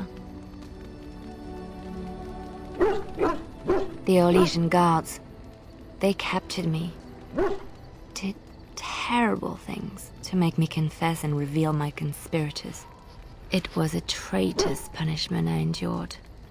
And at the end of it, all that awaited me was eternity in an unmarked grave. No. Survival was my only concern at the time. The skills Marjolaine taught me were good for something at least. I broke free when I saw the opportunity. I did not seek Marjolaine out. If she thought I was coming for her, she would have me caught again.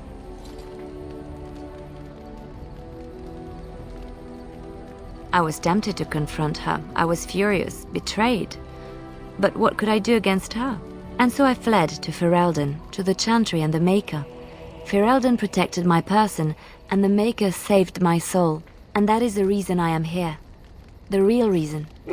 No more lies between us, at least in this.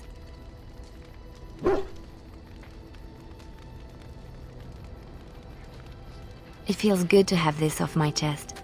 Thank you for listening and understanding.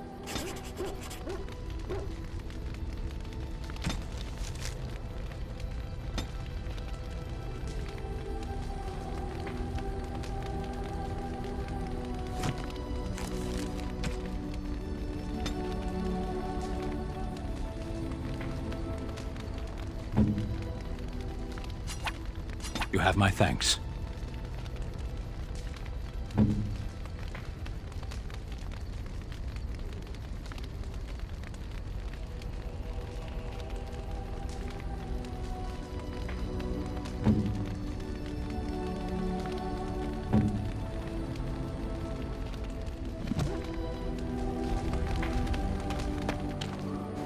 You called.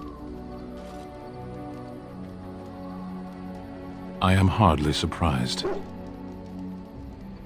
To put it lightly, no one has a place here. Your farmers wish to be merchants. The merchants dream of being nobles, and the nobles become warriors. No one is content to be who they are. What does that accomplish? The farmer who buys a shop is never a merchant. He is always a farmer turned merchant. He carries his old life with him as a turtle carries its shell.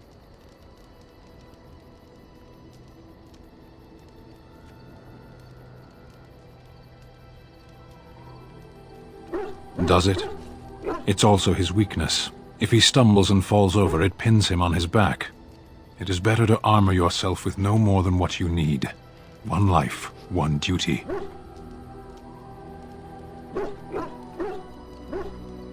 You can learn to find it in doing your duty, in serving your people. There is no need to search for it. Shall we move on? Perhaps. It's strange to be in a crowd and hear a language that is not your own. To see faces that are and aren't like yours. I miss the smells of Saheron. Tea and incense and the sea. Ferelden smells of wet dogs. True. I was trying to forget that part. Shall we move on? There is interesting food here. You have a thing. It doesn't have a word in the Qunari tongue. Little baked things like bread, but sweet and crumbly.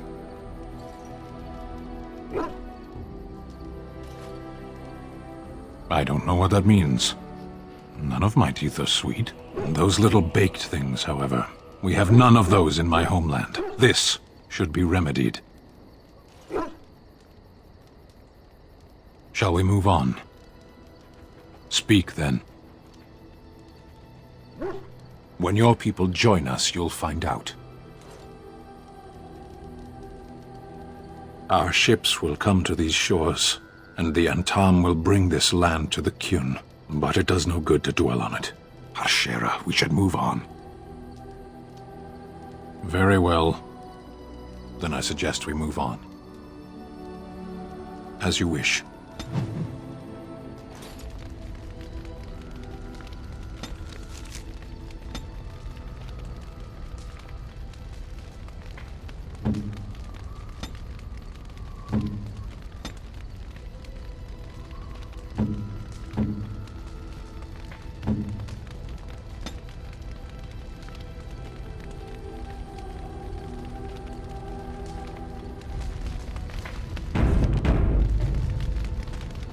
At your service. Well, we're in camp. Now's as good a time as any to talk, right? Your tent. Ah, I know most guys would probably leap at the chance to be with you, but I don't know if I'm ready for that. It's a big step. I guess that must make me sound like an idiot. I mean, turn down an incredible woman like you, I'd have to be.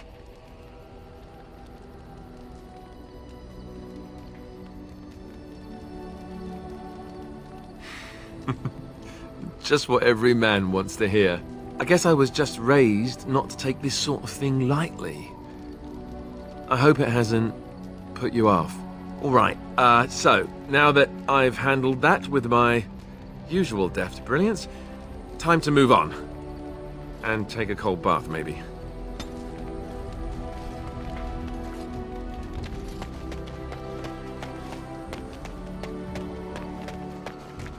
Something you need? I'm sure either my boy or I can help you out. I hear rumor that Orlesian forces that were coming to help us fight the Dark Spawn have been turned back at the mountain crossing. You'd almost think we could use their help against those monsters, though part of me is glad we won't have Ferelden full of Orlesian bastards again. That's what I've heard on the road, anyhow. Take it for what it is. Oh, nothing so unusual and so interesting as you and your companions, I'm sure. Dwarven merchants are common enough on these roads, aren't they? I'm sure you'll be pleased with the goods my boy and I have collected, and with your discount.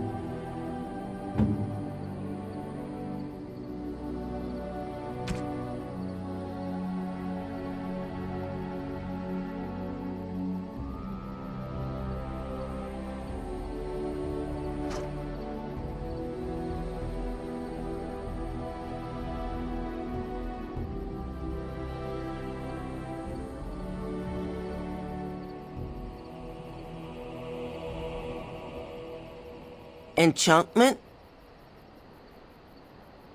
Enchantment!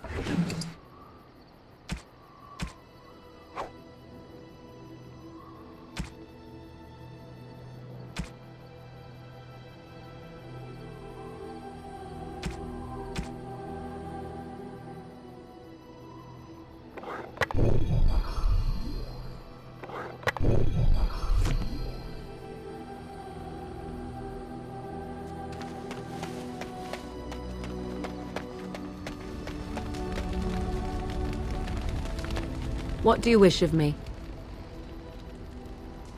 If you must. By others, do you mean yourself?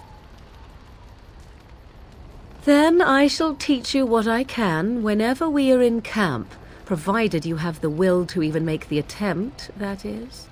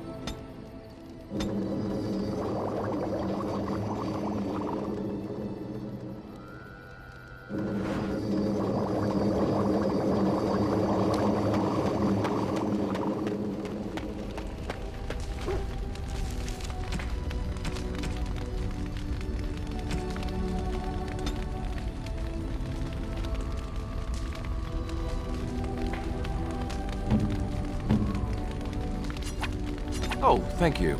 That's very nice.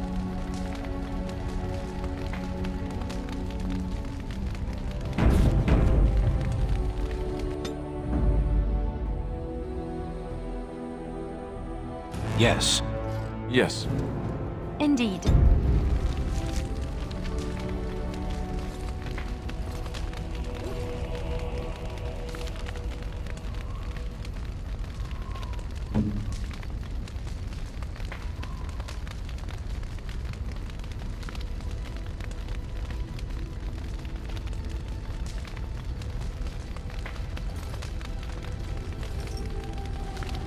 At your service.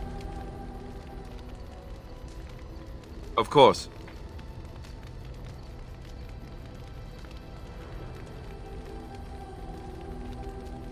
Never what? Had a good pair of shoes? I'm not sure I do. Have I never seen a basilisk? Ate jellied ham? Have I never licked a lamppost in winter? Make fun of you, dear lady. Perish the thought. Well, tell me, have you ever licked a lamppost in winter?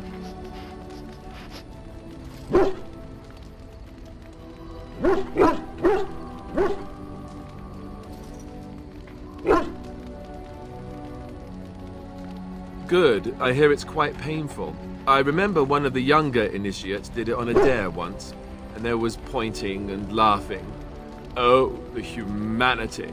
I myself have also never done it. That. Not that I haven't thought about it, of course, but you know.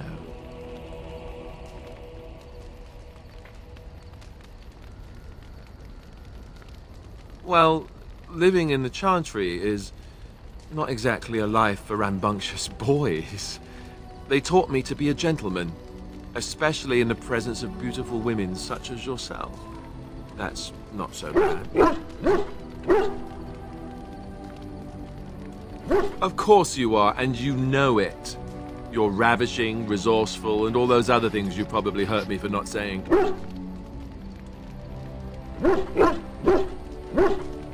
Nor I, you. Let us be off then, lest your risque talk make my ears blush.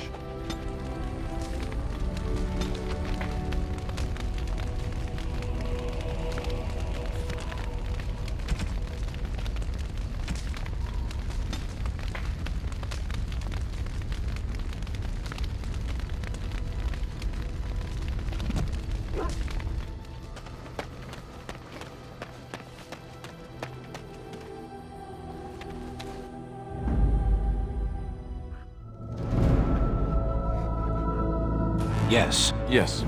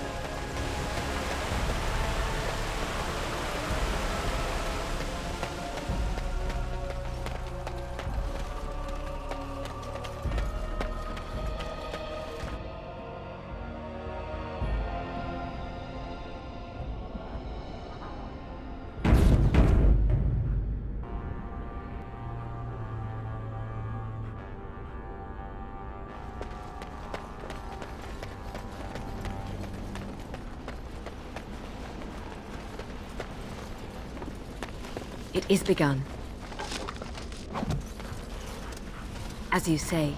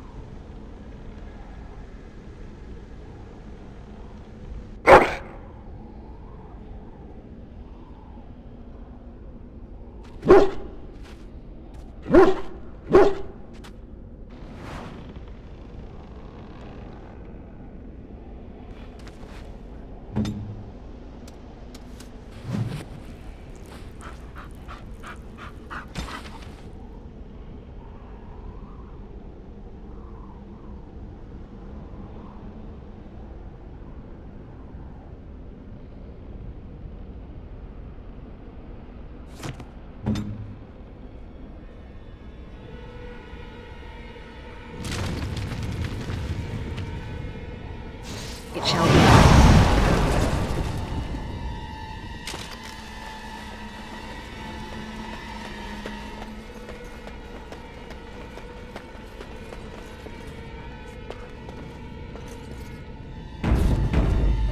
I shall do it.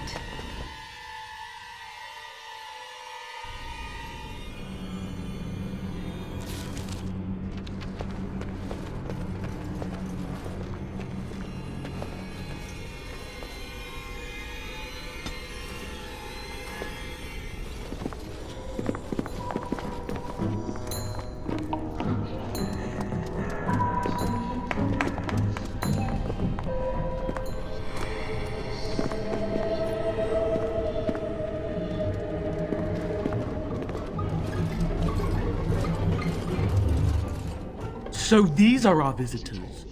The ones you told me about, Mother. Yes, Connor. And this is the one who defeated my soldiers. The ones I sent to reclaim my village. Yes. And now it's staring at me. What is it, Mother? I can't see it well enough. This is a woman, Connor. Just as I am. You lie! This woman is nothing at all like you. Why, just look at her. Half your age, and pretty too. I'm surprised you don't order her executed in a fit of jealousy. Connor, I beg you. Don't hurt anyone. Mother?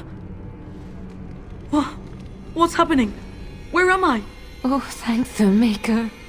Connor, can you hear me? Get away from me, fool woman! You are beginning to bore me. Grey Warden, please don't hurt my son. He is not responsible for what he does.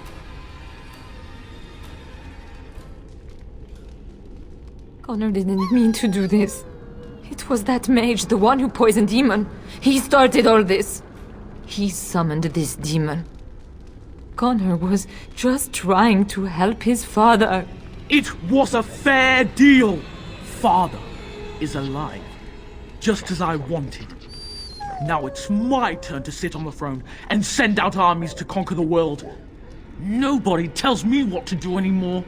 Nobody tells him what to do. Nobody! Ha ha ha ha! Quiet, Uncle! I warned you what would happen if you kept shouting. Didn't I? Yes, I did. But let's keep things civil. This woman will have the audience she seeks. Tell us, woman, what have you come here for?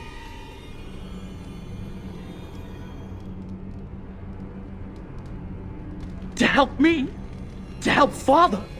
To help yourself? Which?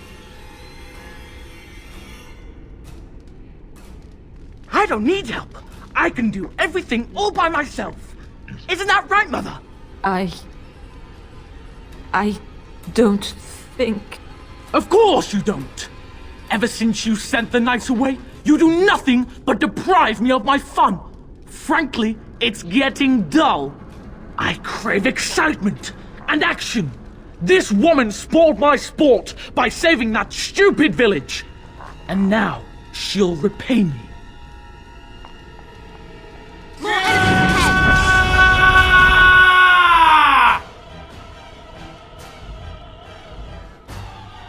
As you say.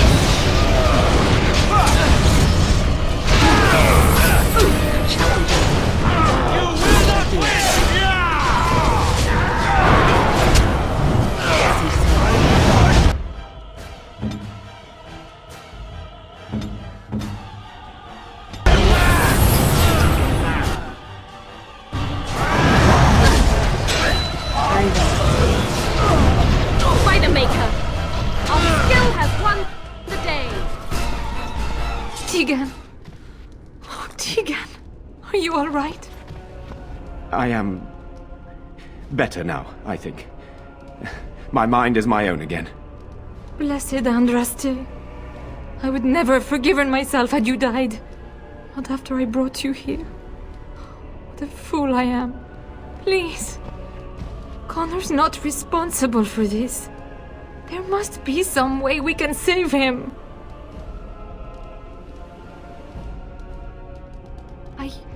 Yes. I didn't tell you because I believed we could help him. I still do. I do not know if we can save him. Demons do not listen to reason. He's not always the demon you saw. Connor is still inside him, and sometimes he breaks through. Please. I just want to protect him. Isn't that what started this? You hired the mage to teach Connor in secret, to protect him. If they discovered Connor had magic, then they'd take him away. I thought if he learned just enough to hide it, then... Upstairs in his room. I think the demon has been keeping him alive. So if we destroy the demon, then... Then my husband may perish. Yes. I wouldn't normally suggest slaying a child, but he's an abomination. I'm not sure there's any choice. No? What about the mage? He could know something of this demon? If he still lives, we could speak to him. Then we should bring him here immediately. I do not know how much we can trust him. But we must find out what he knows. Tegan, could you find him? I will try. Though if he resists, I will not hesitate to kill him. I'll return shortly. You're lucky to be alive, Jowan. After all you've done. I didn't summon any demon, Lady Isolde. But I did poison the Arl, and that started all this. I'm willing to help if you'll let me. The demon in Connor needs to be destroyed. Killing Connor is the easiest way to do that, certainly. But there is another way. A mage could confront the demon in the Fade, without hurting Connor himself. What do you mean? Is the demon not within Connor? Not physically. The demon approached Connor in the Fade while he dreamt, and controls him from there. We can use the connection between them to find the demon. You can enter the Fade, then? And kill the demon without hurting my boy? No, but I can enable another mage to do so. It normally requires lyrium and several mages, but I have blood magic.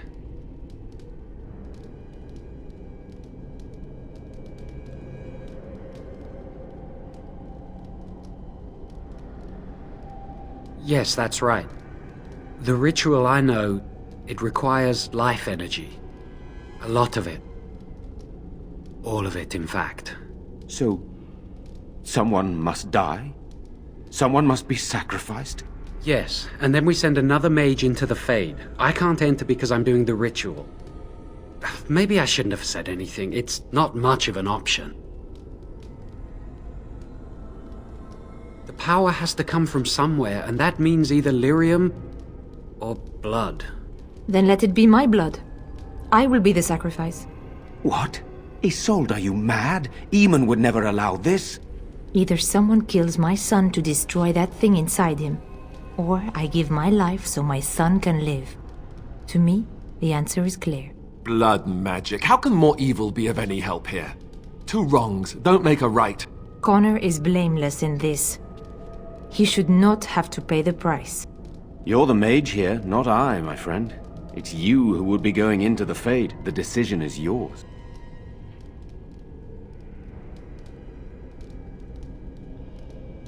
You can find lyrium and more mages at the Circle of Magi, if they would even do it.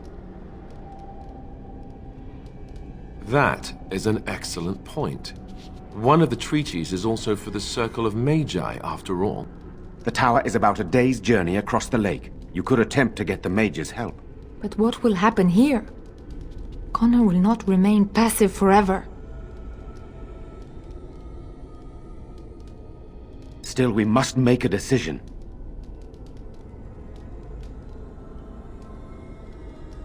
whatever you do, do it quickly. There's not much time before Connor does something else. I've told you the only thing I can think of that might help. Until you make a decision, I think I should remain here. I can keep an eye on the boy, so to speak. If the demon rears its head, I can warn these people. Really, this is the least I can do. Once this is over, you or they can decide what to do with me. I will bring the castle under control. Speak to Isolde once you've made a decision. She will go mad otherwise. It is begun.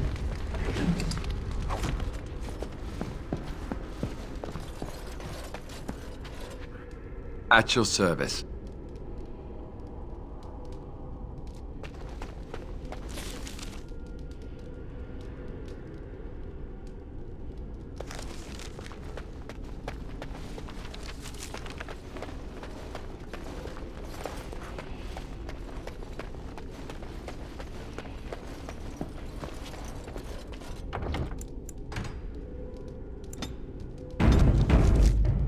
My son awaits your decision. Make it quickly.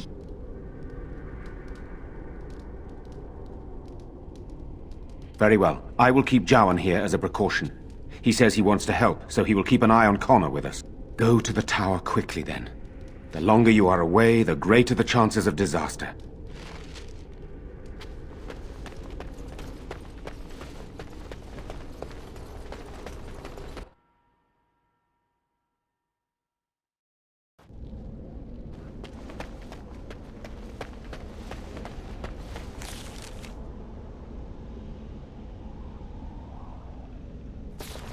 I shall do it.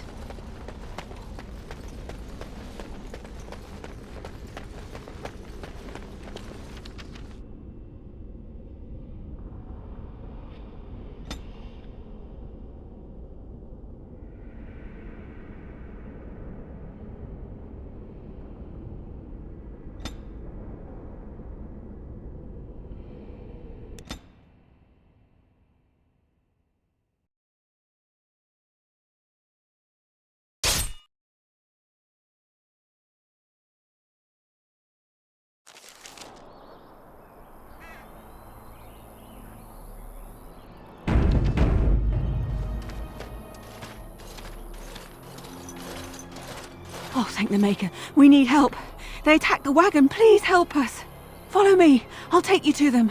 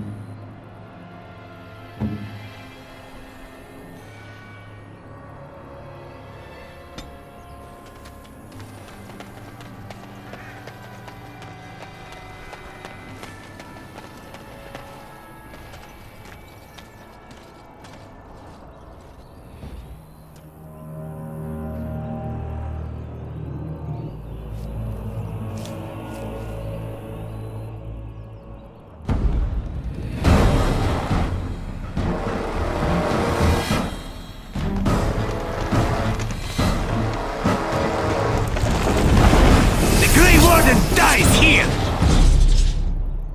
Enemies!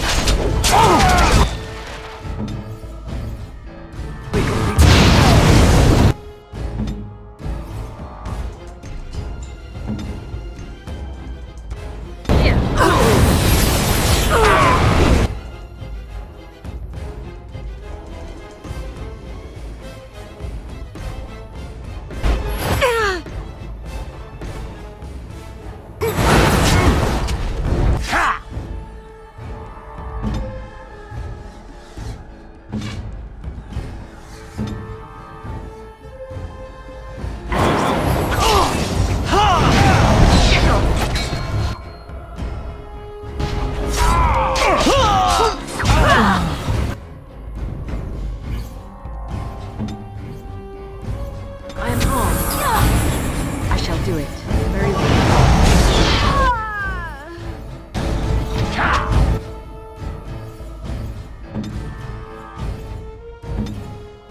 It shall be done.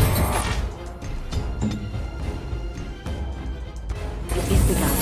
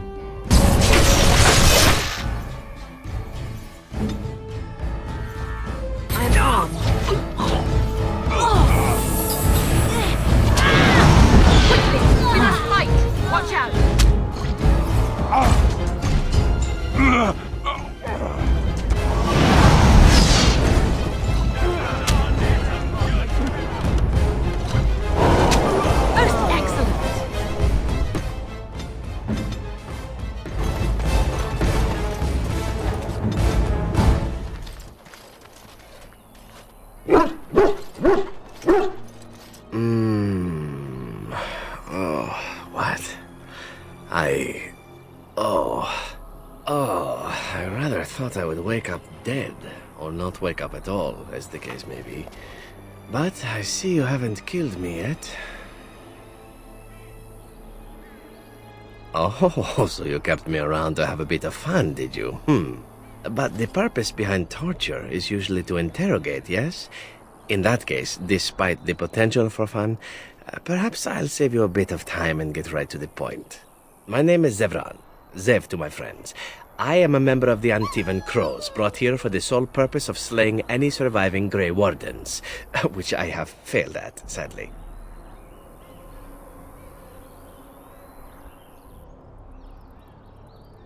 So would I be in your shoes. For me, however, it sets a rather poor precedent, doesn't it? Getting captured by a target seems a tad detrimental to one's budding assassin career.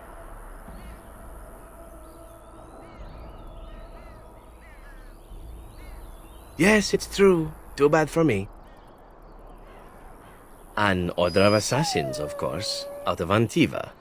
I suppose you wouldn't hear much of them out here, but where I come from, we're rather infamous. Oh, fine. Is that what you Fereldans do? Mock your prisoners? Such cruelty. Not precisely. I was in the neighborhood when the offer came. The crows get around, you see. Why not? I wasn't paid for silence. Not that I offered it for sale, precisely. Consider it something I'm throwing in for free. As it is, if you're done with the interrogation, I have a proposal for you, if you're of a mind. Very well. Ask, and thou shalt receive. A rather taciturn fellow in the capital. Logain, I think his name was. Yes, that's it.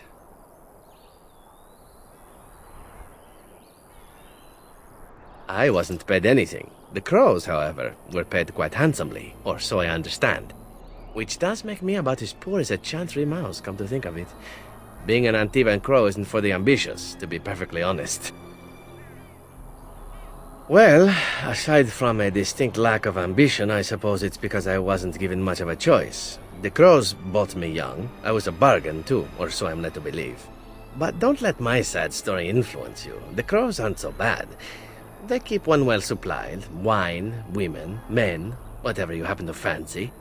Though the whole severance package is garbage, let me tell you. If you're considering joining, I'd really think twice about it. I have no idea what his issues are with you. The usual, I imagine. You threaten his power, yes? Beyond that, no, I am not loyal to him. I was contracted to perform a service. Oh, well, that's between Logain and the crows, and between the crows and myself. Isn't that what we're establishing now?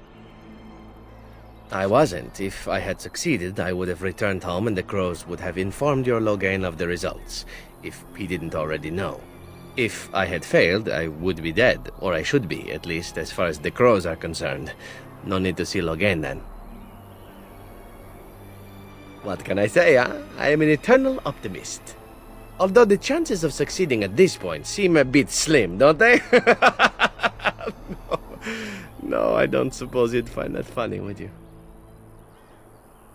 Then, unless you're quite stuck on cutting my throat or something equally gruesome, perhaps you'd care to hear a proposal.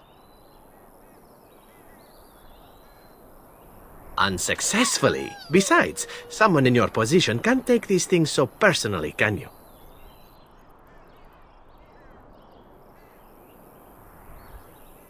Well, here's the thing. I failed to kill you, so my life is forfeit. That's how it works. If you don't kill me, the crows will. Thing is, I like living. And you obviously are the sort to give the crows pause. So, let me serve you instead. I happen to be a very loyal person. Up until the point where someone expects me to die for failing. That's not a fault, really, is it? I mean, unless you're the sort who would do the same thing. In which case, I don't come very well recommended, I suppose. To be completely honest, I was never given much of a choice regarding joining the crows. They bought me on the slave market when I was a child. I think I paid my worth back to them plus tenfold. The only way out, however, is to sign up with someone they can't touch. Even if I did kill you now, they might just kill me on principle for failing the first time. Honestly, I'd rather take my chances with you. Possibly. I happen to know their wily ways, however. I can protect myself as well as you. Not that you seem to need much help. And if not, well, it's not as if I had many alternatives to start with, is it?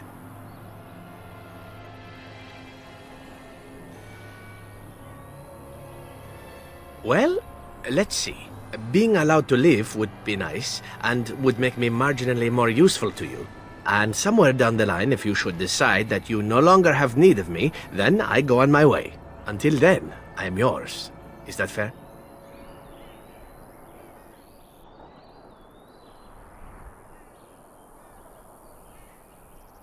I think you're royally tough to kill, and utterly gorgeous.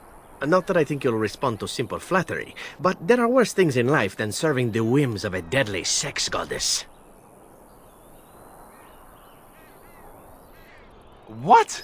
You're taking the assassin with us now? Does that really seem like a good idea?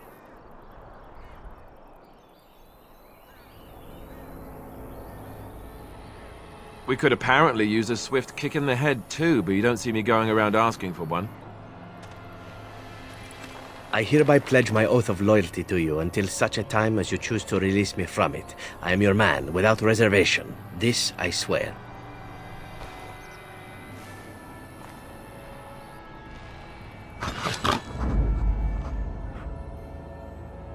Yes.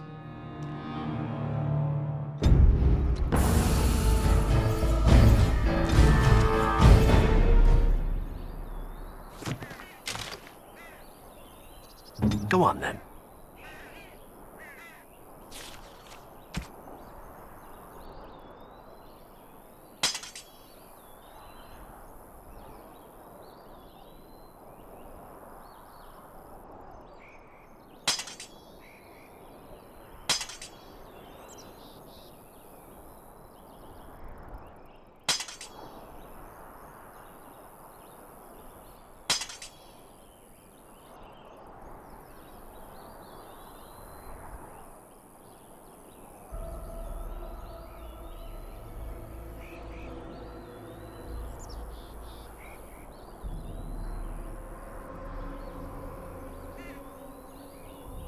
I am ready.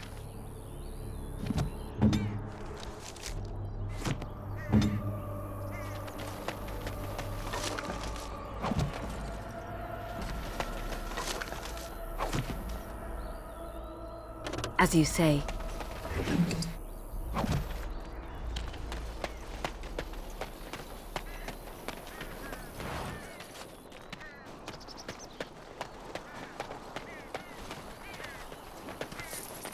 It is begun.